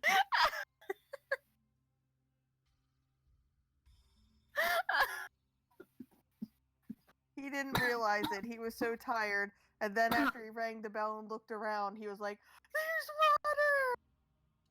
So now he's here, just like against the wall, like crying, and Rooney's going to come comfort him. You didn't tell me there was water! It's okay, buddy. It's okay. I don't like the water! Rudy. And we already almost drowned from the rain! Yeah, that was a lot of rain. It was a lot of rain. Also, don't have control over Lil. Oh, I'm sorry. Hold on. I will fix that. Nibby did ring the bell though, right? Yes, yeah. Nibby did ring the bell. Nibby rang the bell.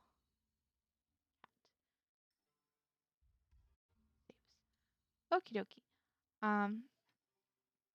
So Ruby is gonna hold off getting the ox on a stone bridge with everybody else just because it's a fucking ox.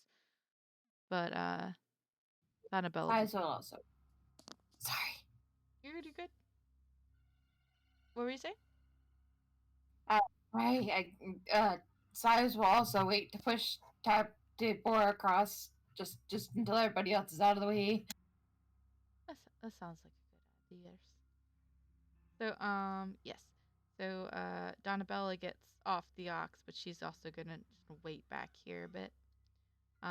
And after a couple of minutes, you kind of hear some shuffling footsteps coming your way from behind the door. They appear to be kind of light, possibly belonging to somebody pretty light-footed. And slowly the door is gonna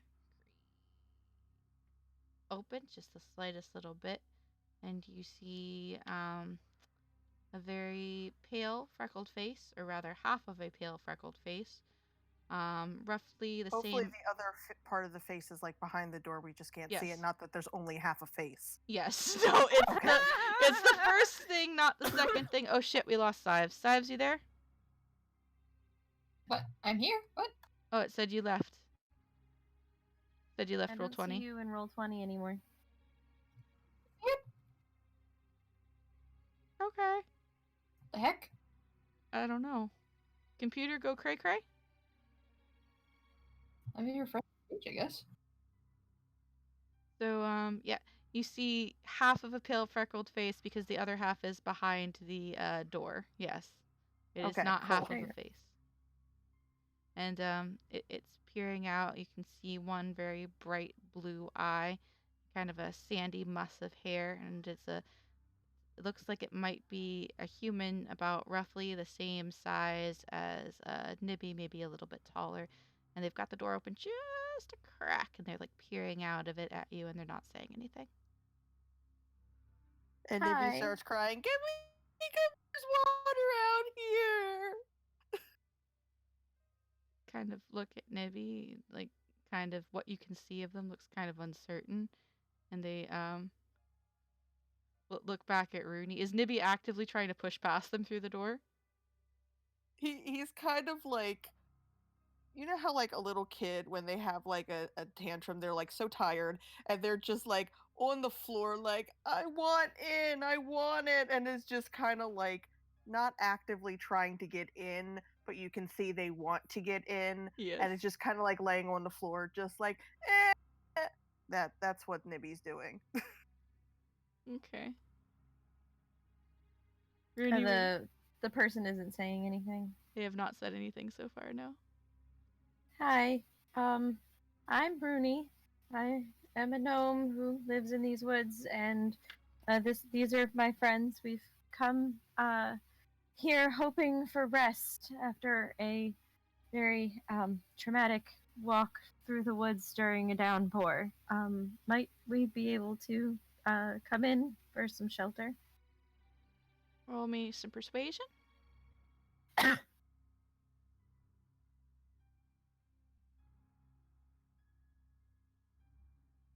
Performance. There we go. Okay.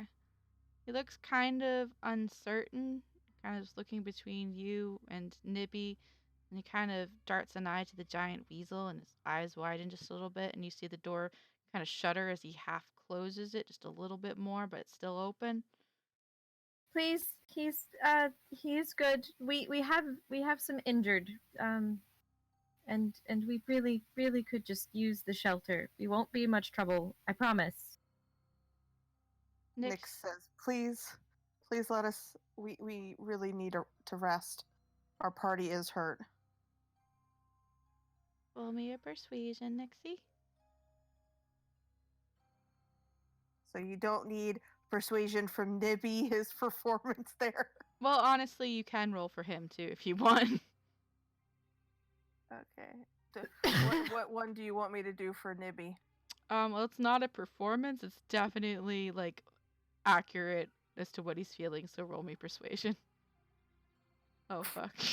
He's not very persuasive. No, he's just kind of annoying. His words are just so garbled together. All you can hear is water, tired, want in. And Nyx also looks at Nibby and says, "Pull yourself together, stand up." The person behind the door has not shut it yet, but they do look very uncomfortable just by this whole party of people, and they haven't said anything yet. But they just kind of look at you in a very, very uncomfortable way. And Donnabella's gonna call out, "Can we come in yet?" "What did they say?" Nothing yet. And Well, first type of bleed on the doorstep. That would probably help. Rooney, Nibby's having a meltdown, but Rooney, can you roll me a perception check?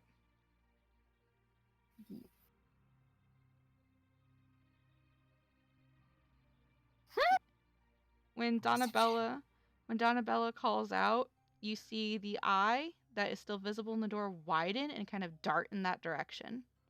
Like, very quickly, like, of extreme surprise. I don't understand. The person behind the door seems extremely surprised to hear the voice of Donnabella. Donnabella? Yeah? Rooney's going to turn to the person at the door. The door is now almost completely opened the moment you said the word Donnabella. Okay.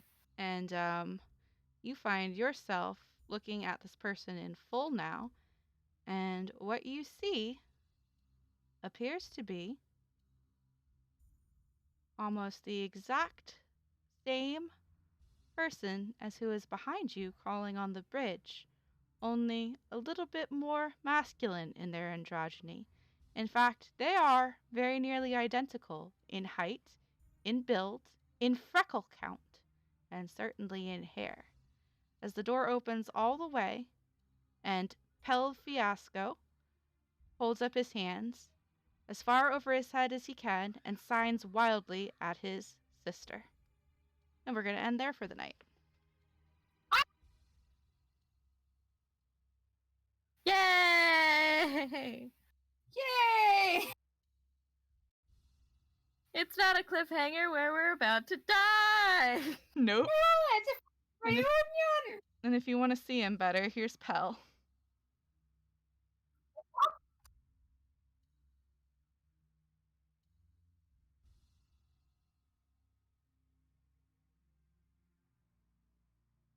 Wait, where?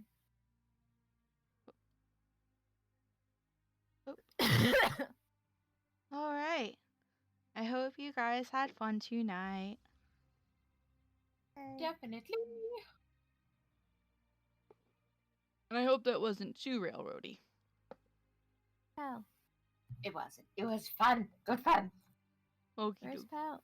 Except for crushed by a tree pot. Yeah, that part not so great. What were you saying? Where's Pal? Right there in front of you. Where? Right in front of you on the screen. In Roll20? Yeah. Oh, okay. Look, it's Pel. Okay. I see. Your stuff.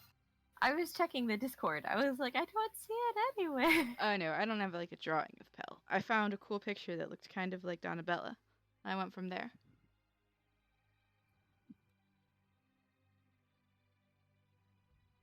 Yay! And hopefully they're actually, not like nemesis from birth and, frequently trying to murder each other. Yeah. I mean, the moment they make eye contact, Pel just fucking stabs Rooney in the face. Yeah, sure. Yep. You brought her here? He signs wildly at you. Aggressive sign language. Aggressive signing and then stabbing in the face.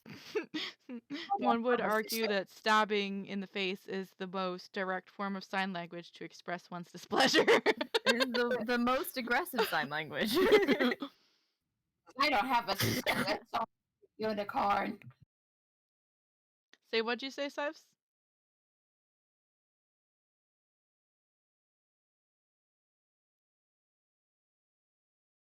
May have cut you off, Felix. I didn't hear you. I don't have a sister. That's only a unicorn. Oh, that's lovely.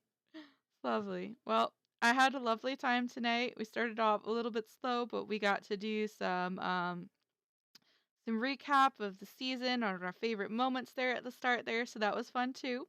And next week on Friday, we will pick up with you guys here at the Falcons Lodge.